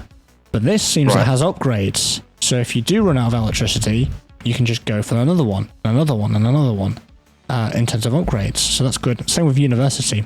They did revamp universities in City Skylines 1 to kind of do that upgrade system, so you can plot stuff in the areas around it, but I think it's more integrated into there, so it's a little bit easier, so that's quite good. And there's also going to be operating districts, so you can determine, let's say you have a school, and you can say this school can be operating in just this district, or this district, and this district. So when you put districts down, you can determine what is its operating district. It just gives you just so much more control, doesn't it? Yeah. And something that's new. You've got snapping options to buildings. Usually it was quite automatic and just kind of one kind of way, but now I think we've got, again, more control over snapping to buildings. And like having more control over controlling where everything is, we have more control and more detail of stats. So we've got cargo stats. So I think it was showing a freight train. So it was showing the tons per month that it was having and how many routes it had and all that kind of thing. Okay. So that sort of thing. And the ticket price per line, I think it was overall that we had it before, not per line. So you can actually determine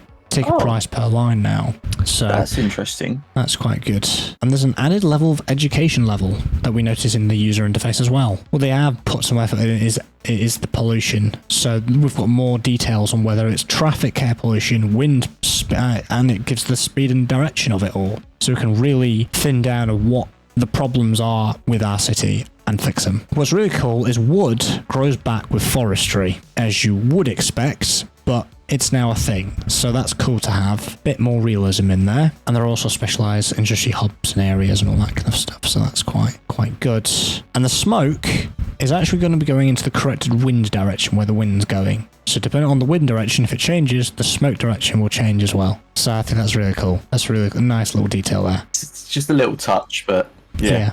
Snow top buildings as well. Oh, okay. So that's going to be cool. It snows as well. Very, very nice. Now, that was everything from the trailer. More recently, there was a feature highlight telling you all about these new features. And today's one was all to do with road tools. So here is some really juicy information for you. All roads, apart from highways, carry water, electricity, and sewage lines. My mind is blown. No more manually putting in all these sewage lines and wiring up electricity. It comes with the road. How cool is that? So I assume now you just have to hook it into, for example, your power plant or your sewage outpipe. Because before you had to go into underground mode, lay out all the pipes, all that kind of stuff. But now they come with the roads. That just makes it so much easier. Right. Yeah, I mean, I've not played a lot of City Skylines, but from videos and stuff I've watched, people just tend to follow the road network anyway. So that's exactly what I do. Now the tool modes. So we've got a straight road tool, a simple curve, a complex curve, a continuous as well. So that means just keep doing curves again and again and again. Grid and then replace. So obviously grid is new. Replace is a little bit different from the upgrade tool. We'll get to that in a second. So they've said in this is you can create city blocks in literally 3 clicks with the grid tool. That's going to make it so much easier to place grids for City Skylines. That's going to be really cool. That's a real time saver. Yeah, because you had to do it manually. Bridges and tunnels in a few clicks as well.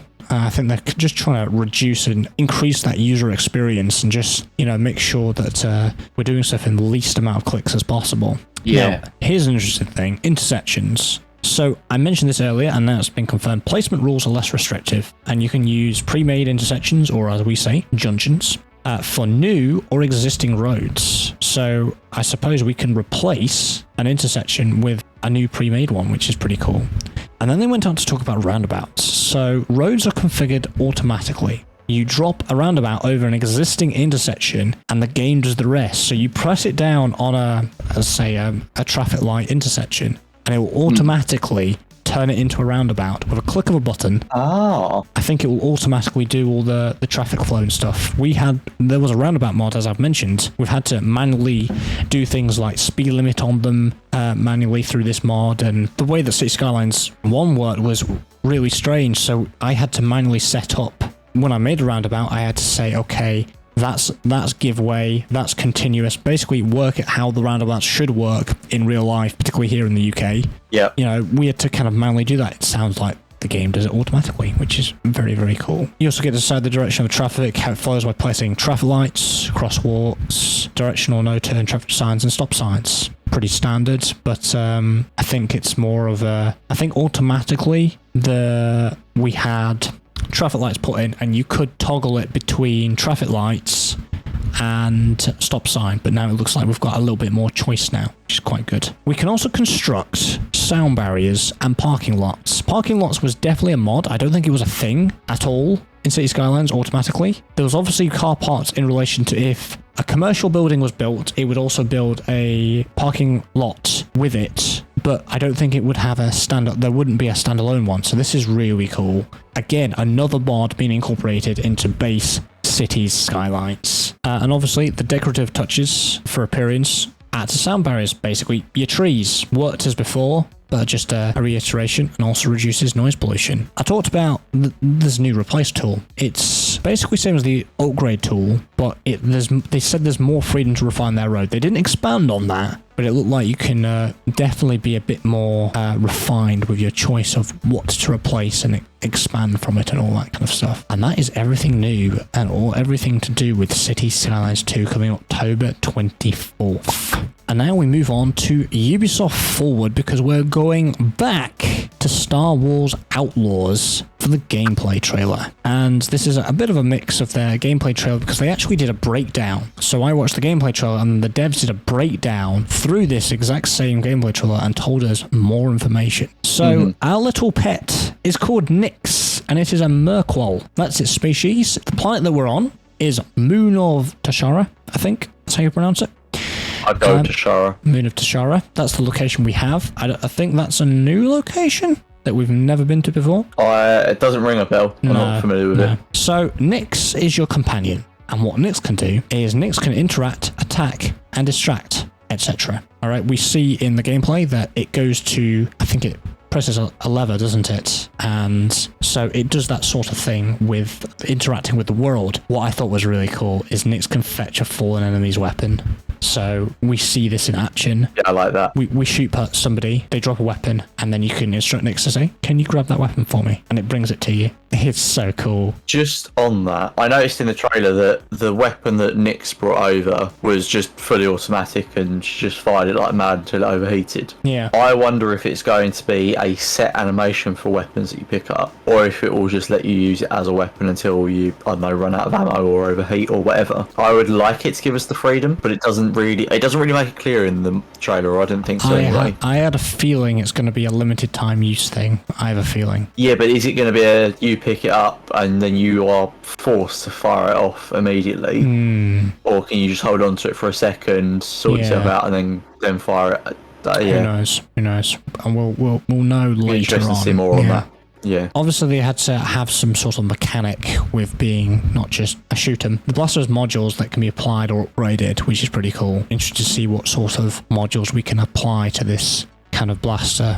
I suppose if one of them could be single fire mode, full auto, that sort of thing would be a basic one that we can have. That would be pretty cool. We also saw a speeder mechanic. So just like in the actual trailer, we see her riding it and taking out 2 speeder bikes with her blaster. So there's that kind of combat mechanic when you're on a speeder bike, which is quite cool. So you've got the shooting from driving, or in this case, as it's a bike, riding. They next mentioned about a reputation system, a wanted system as well. So you've got a reputation system like Cyberpunk. You've got a wanted system like GTA 5 and Red Dead Redemption. We saw this in the gameplay. You did an action, it actually decreased your reputation with one other faction. And then obviously we've got the wanted system, so it can go up higher. You know, you get more resistance you're going to get. But they've said you can always escape or lower the level, which I think is quite good. This wanted system, very nice. Can you imagine if something like Jedi Survivor had that? That would add a whole more level of difficulty. And one of the outposts that we go to is Jonta's Hope. It's one of the settlements on the moon, and obviously you can do jobs and favors for factions, so kind of more like little side missions and stuff, kind of a bit more like an RPG, not just solely story focused. And you can make your own choices. There are play choices. We saw choice in action, you know, the RPG elements that we would expect from an RPG for an RPG Star Wars game, which is quite good. Now the ship that she drives is called the Trailblazer and is based off the 850 light freighter. For those people that know their Star Wars ships and are interested to see what it's basically based off. Yeah, I think that's a new one. I'm not familiar with that one. But it does look good as a ship. Quite like it. Looks interesting. Definitely looks like a scoundrel smuggler ship to me. Talking of ships, there is a planet to space. It seems like it's a seamless transition, a bit like what we talked about with Starfield earlier. It seems to be a loading screen hidden by the look of it, but it does look quite seamless. So when we looked at the ship, We also had a look some dogfighting, so we've got dogfighting, so that's cool. It's not just you traveling in a ship like in Fallen Order or Jedi Survivor. You actually get to control the ship and all that kind of thing, so that's cool. Exploration, and there's discovery and all this, everything else in space. So I quite like that. It's almost taking elements from Starfield, combining it with, and Star Citizen, and combining it with Jedi Survivor. I think that's really cool. Yeah, I was going to say I'm seeing some overlap with Starfield there in terms of how they're going to play. I'm sure it will feel like very different experiences, but it sounds quite similar. That is all the information we have on Star Wars Outlaws. It's coming next year in 2024. I'm very interested to see what Massive Entertainment have for us. The final game for the Xbox and Ubisoft Showcases. This is a game I've recently been playtesting in Phase 4. So I've technically already played the game early. This is the Crew Motorfest. I'm a big fan of the Crew. I played the Crew 1, I've played the Crew 2, and I playtested the Crew Motorfest. I can't tell you what I experienced. There are some things I'm about to mention that I did experience, but I'm not going to say what, because that would be breaching my NDA. Do you know how long my NDA lasts? Bear in mind that the release date is 14th of September this year. Do you know how long, Joe? You told me about this and I've forgotten, but it's ridiculous. 5 years. I can't talk about playtest for 5 years. What a joke. By the time that I can talk about this playtest, the new Crew game is probably going to be in... announced. So, what do we know about the Crew Motorfest? We know it's featured in Hawaii instead of being fully in the US. We have players list themes events. This isn't anything new. Forza Horizon does it. In fact, the Crew has been doing it for a while, I think. Playlist themes events. So, what they showed was a Japanese-focused one. So, you get to drive things like a Supra or a 90s Honda NSX or a Mazda RX-7, all the sort of cars you'd expect in maybe Fast and Furious, all those kind of things. So that's quite good.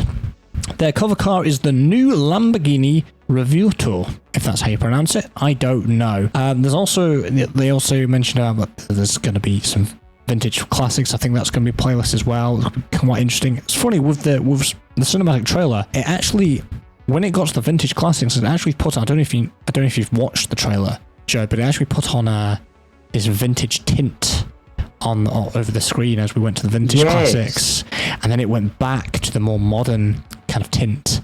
So I forgot that, but you're absolutely right. I thought that was a so cool kind of feature. So that was quite good. And obviously it features off-road and on-road vehicles because we're on the Hawaii island. It's got a bunch of, it's got some city areas. It's got a whole bunch of, it's got forest areas, a whole range of things, a bit like Forza Horizon. We also have a feature of electric cars. We've got F1 cars on a track, and I can't tell you about this, but there's a really cool feature to do with track racing that I cannot wait to mention, but because it's part of the playtest, I can't tell you, but it's made me quite excited to do stuff. But yeah, they featured the Red Bull new F1 car, so you can drive that in-game. It's a car that you can buy and you can drive, so they unveiled that as well, so that's quite good. And with the Japanese themed events, as I mentioned earlier, there's things like the neon lights, there's and the roads and the dragons, so they've kind of put the vibe of all these different car cultures in these playlists, and you play through them and all that kind of stuff. So that's all coming 14th of September 2023. There are 5 games, Joe, that I'm interested in, basically all the games we've talked about today. And the funny thing is, the release dates, they need to have a big dev meeting about this. Come on. Because in September, for 3 weeks straight, I have 1 game a week releasing. I then have a little gap. And then in October, I have 1 releasing. And then the next week, another releasing. Can we spread them out, please? I'm going to have no time. I'm going to be streaming all these games, by the way. So I'm going to be very busy rotating games constantly every week. Yeah, well, you're going to have to stream 5 days a week. Oh, yeah. You're also going to have to sell your soul to buy every single game. I've budgeted everything already. I can buy everything. That's the great thing. God. I've budgeted everything. Oh, beautiful. It's nice. Yes. Exciting time. Absolutely. All of them are ones that I want to pick up, but there's certainly a few in there that interest me. Certainly Starfield, Star Wars Outlaws. I kind of like the sound of the crew. I've played the first and the second game. Not much of them, but I've played a little bit. Yeah. I like the sound of the new Forza as well. Yeah, there's some good stuff in there. Yeah. I'm excited to see more of them as well. And of course, if you're ever unsure of any of these games, I'm going to be streaming all these anyway, so, you know. Oh yeah, I'll certainly come and watch it. Don't worry about that. Yeah. I want to talk about Space Marine 2. Hmm. So, anyone who has been a fan of Familiar Force for a while will know Warhammer has a very special place in my heart, Warhammer 40k especially. I love it, I love the tabletop game, and I love the video games that they've put out over the years as well. Space Marine was probably one of my all-time favourite games. It's definitely up there in probably the top 5 at least. So yeah, very excited that Space Marine 2 is coming. They have slowly been teasing things. They've kept saying it's coming out this year, and I think they announced it at the end of last year, so we've been waiting for news for a while, and not much is being given to us. But recently they dropped a new trailer, which is the multiplayer reveal trailer. This went out on the 8th of June, or around about the 8th of June, I think it was, which confirmed, firstly, that we're getting multiplayer, which was not multiplayer co-op campaign, I should specify. Not something we got in the first Space Marine. So that's a nice addition. You always had this kind of 90% of the game, you had this 3-man team of Space Marines and you played Captain Titus. Now you have Lieutenant Titus with 2 Space Marines that are following him. It looks like we're going to be able to play 3-man co-op. That's really exciting. That's a nice development, something I'm looking forward to. But here's the interesting part. At the end of the trailer, they confirm Space Marine 2 is coming this winter, which is the first time we've got an actual time confirmed other than 2023. Again, it's still a bit of a window, but I reckon it will come around December time. Yeah. But the co-op trailer looks amazing. It gives us more gameplay, which again is very exciting. I'm so ready for it. I'm so ready to jump in, play a massive, absolute beast of a man, and go and stomp Tyranids.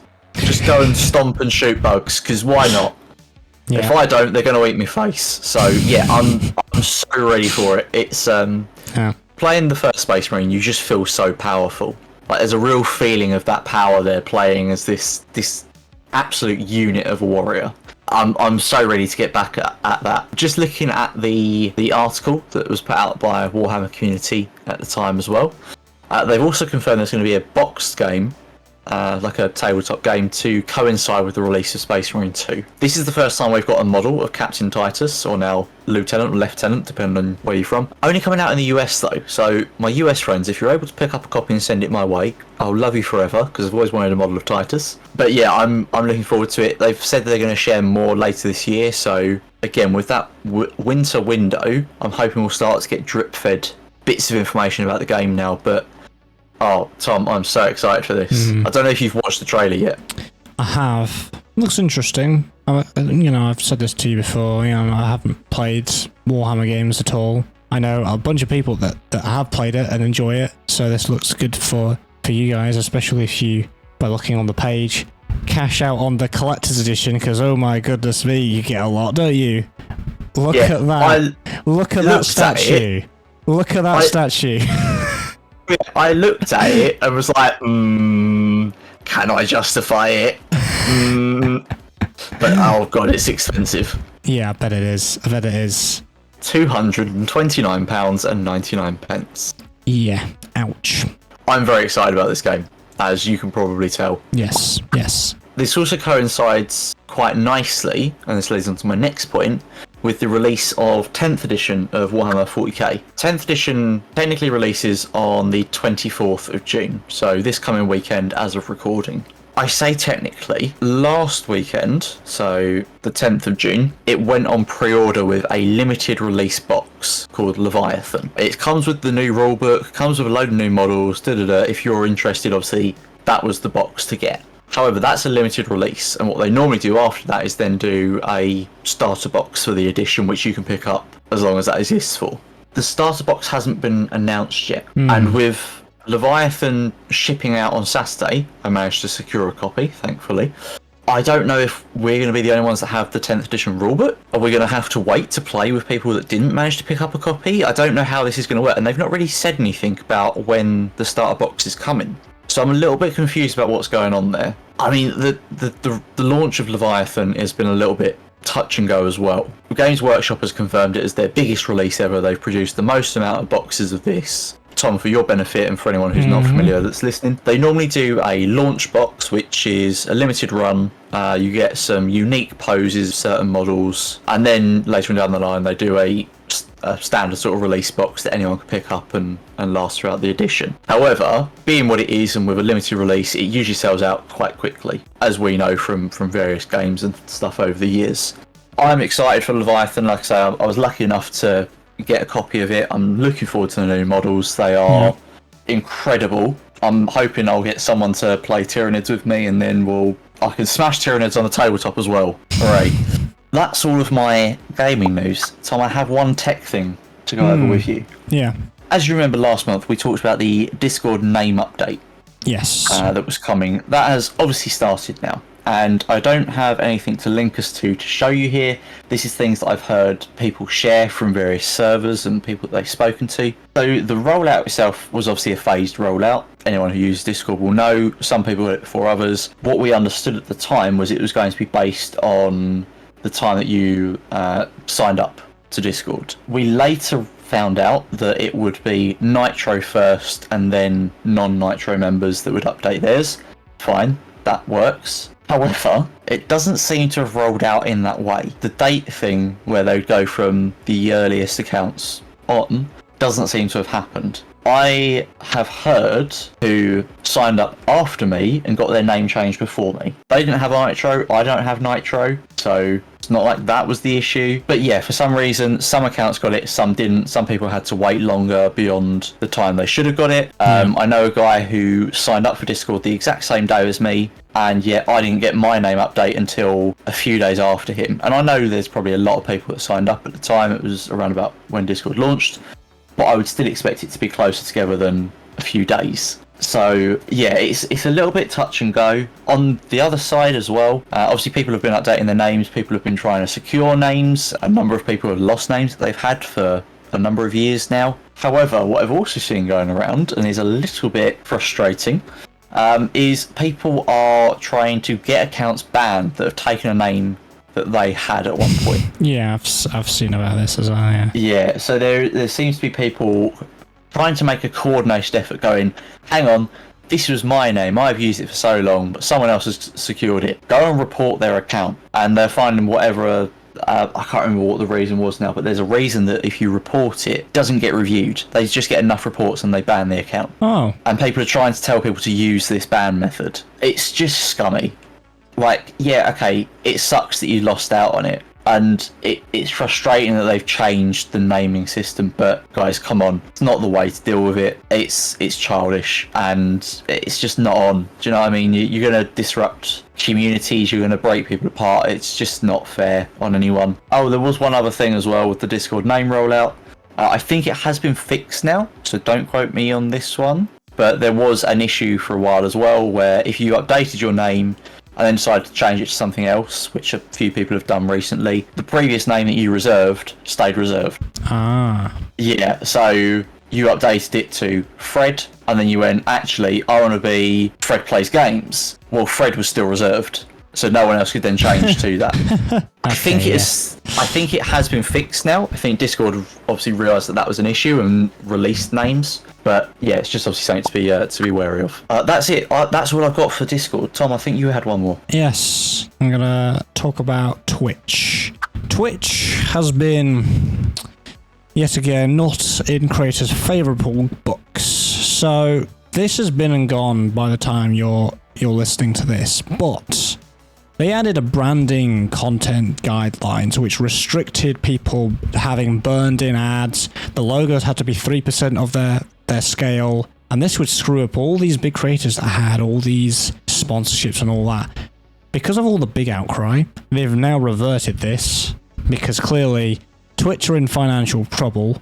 Like, come on, we kind of know this. They want to take more and more from creators, so they're kind of doing all that. They also updated the Twitch monetized streamer agreement for affiliates and partners. Now, if you're an affiliate like me and Joe, we didn't have to do anything. If you're a partner, you had to actually sign it within a year. Otherwise, you'll get basically removed. But one thing that they did was, before you could actually multi-stream, there was a loophole.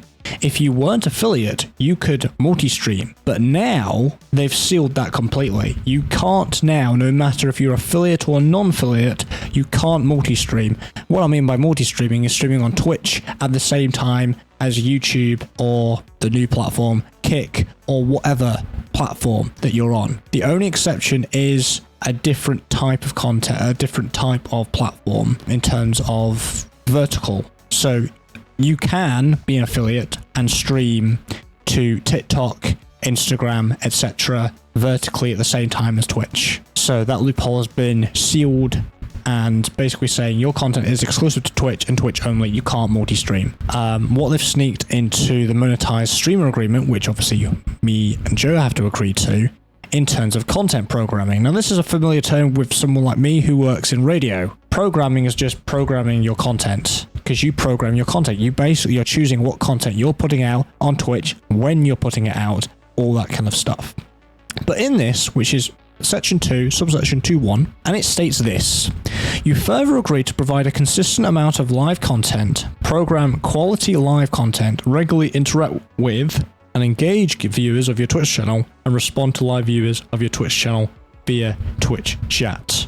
Now, most of that's okay, but the thing is, basically, Twitch can yeet you from the affiliate program if you don't program quality live content. What does the word quality mean to Twitch? Okay, so basically, if they don't think your stream is of good quality, they can say goodbye. You're out of affiliate. Bye bye. That's how I've seen it to me. That's what it is to me. Why is that in there? What defines as quality? This is Twitch again being very vague. So yeah, it's one of those things where Twitch has decided, yeah, we're gonna try and screw our creators over, even the small creators. But even more so, there's now a maintenance fee for exiting the affiliate program, $25. So.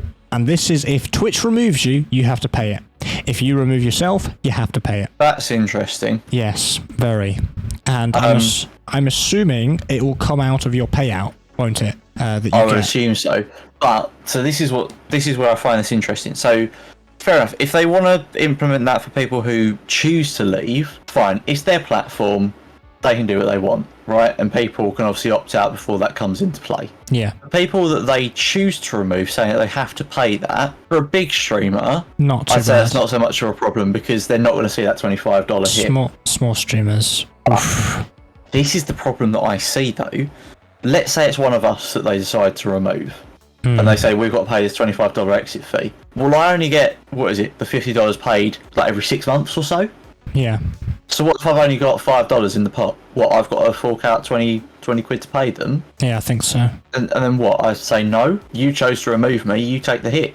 Then where does it go? Because I can see a lot of people pushing back on it. You know, you've decided to remove me, why have I got to pay your maintenance fee? Don't remove me then. But yeah, I can see it hitting smaller creators who don't get that regular payout. Because as you said, there's a lot of vagueness in their rules and what they consider a quality stream. How do you maintain that? How do you keep Twitch happy? Because that's going to be the main thing, really, isn't it? Keep Twitch happy and you'll be safe. But yeah, so there's that been going around. Obviously, Kick is the new kid on the block with this so much better pricing for being paid. It's got a 95-5 split versus Twitch's 50-50. YouTube is 70-30, so that is very, very good. Wow. But I have my reserves for Kick, mostly because it's owned by a gambling company called Stake. So, lovely. There's also the problem on top of that there's been a lot of attempts to make other streaming platforms over the years, and everyone has crumbled. Yeah. People just cannot scratch what Twitch and YouTube have. They dominate the market. Yeah, one particularly comes into mind. It's called Mixer. This is the thing. You can bring big streamers over onto your new platform, try and draw up hype, but the problem you face is people don't necessarily want to move over. Yeah. Sure, you'll get some that are diehard fans of that creator and they have to keep watching them. Yeah. But most people are more so watching them because they're on that platform that they enjoy. Yeah. And it's funny, Kick have, I don't know if you've heard, have done a deal with XQC, $100 million to move them over. I hope that doesn't blow up in their faces. So one of the things that Twitch is also doing is has introduced the Partner Plus program. This new partner program, it will offer a 70% share. So same as YouTube, 70-30. So this is on subscription revenue from recurring monthly subscriptions and gifted subs, not from Prime. I think they've changed the gifted subs because it just used to be recurring monthly subscriptions, and that's why loads of people were up in arms, because they were thinking they have to be paid subscriptions to benefit to this, because the requirements of this, they'll have this share for 12 months up to $100,000. To qualify, partners must maintain a sub count of at least 350 recurring paid subscriptions for 3 consecutive months. Once that happens, partners will be automatically enrolled in the next 12 months, even if you dip below the subscription threshold during the 12-month period. And if you have that consecutiveness, on July, August, and September, you'll be able to get it when it launches on October 1st. Now, someone crunched the numbers on the 350 recurring paid subscriptions. Do you know how many streamers out of the billions of streamers that stream on Twitch, do you know approximately how many would be applicable for that? Absolutely no idea. Less than 1%. Roughly 1,000 streamers. That's not a lot at all. I will point out that partnership is a difficult milestone to reach. Partners already have a lot. This is Partner Plus, remember? This is Partner Plus. Well, this is the thing, though. The Partner Plus is obviously only going to apply to partners. Yeah. Which is already quite an exclusive club, and they already get a lot of benefits. They get invited to Twitch events, or some of them do anyway. Yeah. Because of obviously the revenue that they bring in for Twitch. But you're right, this is going to be a very exclusive club. See, they shouldn't have done this. They should have revamped the main partner program. I honestly think that 70-30 should be just for the regular partners instead of this 50-50. I mean, we have 50-50, but also so do the partners. It doesn't make sense that we have 50-50 as affiliates and they have 50-50 at the same time. I mean, to me, they do obviously get other benefits. Doesn't make sense.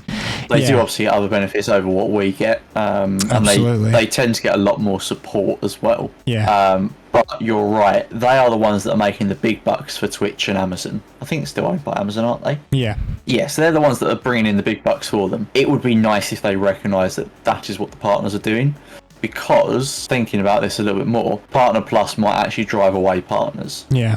Because they're not involved, which also might be why they've implemented a $25 leaving fee. But what would have been really cool is if, as I said, the partners had that 70-30 split, or even given affiliates like us a tiny bit more, like a 55-45 split, 5% more.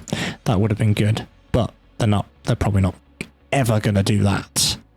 I doubt it for affiliates, but it would be nice to see some benefit for partners as well.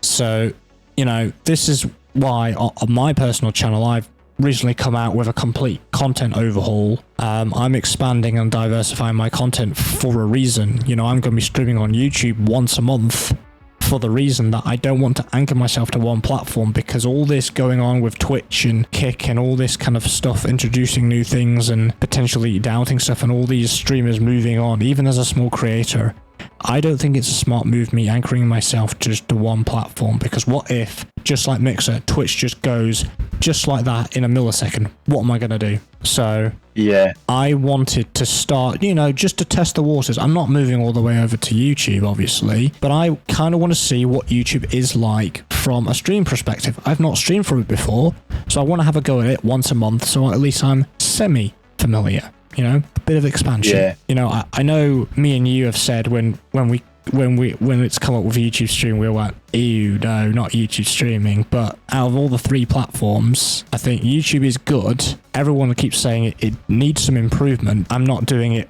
for the money. I'm doing it because I want to expand my content even further, because even as affiliate, we could get whacked out the affiliate program for a bollocks reason, or or the servers could go down completely. We don't know, because if everyone's getting this vibe of Twitch is running out of money, what's going to happen when they do run out of money? They're not going to keep it up, are they? So yeah, it is what it is. Yeah, it's definitely a concern. So yeah, and that is, I think, the conclusion of this mega and basically the Xbox and Ubisoft Showcase special for our podcast. Definitely a longer one today. Well, thank you for listening to us talk about everything fandom. Our next podcast will be this time next month in August. And if you want to stay updated, when the next podcast is live, follow us on our socials. For our Discord links, they will be down in the podcast description. Please do go and check them out. Come and join us for the conversation. You can find myself on Twitter at twitter.com/familiarforce. For Tom, you can find him on twitter.com/MaverickRNG. We also both make content over on Twitch and YouTube. More Twitch for myself. But my Twitch is twitch.tv/familiarforce. And my YouTube is youtube.com/@familiarforce5889. For Tom, it's twitch.tv/MaverickRNG. And YouTube is youtube.com/@MaverickRNG. If you enjoyed the podcast, you can give us a follow, a rating, and a review on the podcasting platform of your choice. But otherwise, we will see you next time on the Fandom's Edge.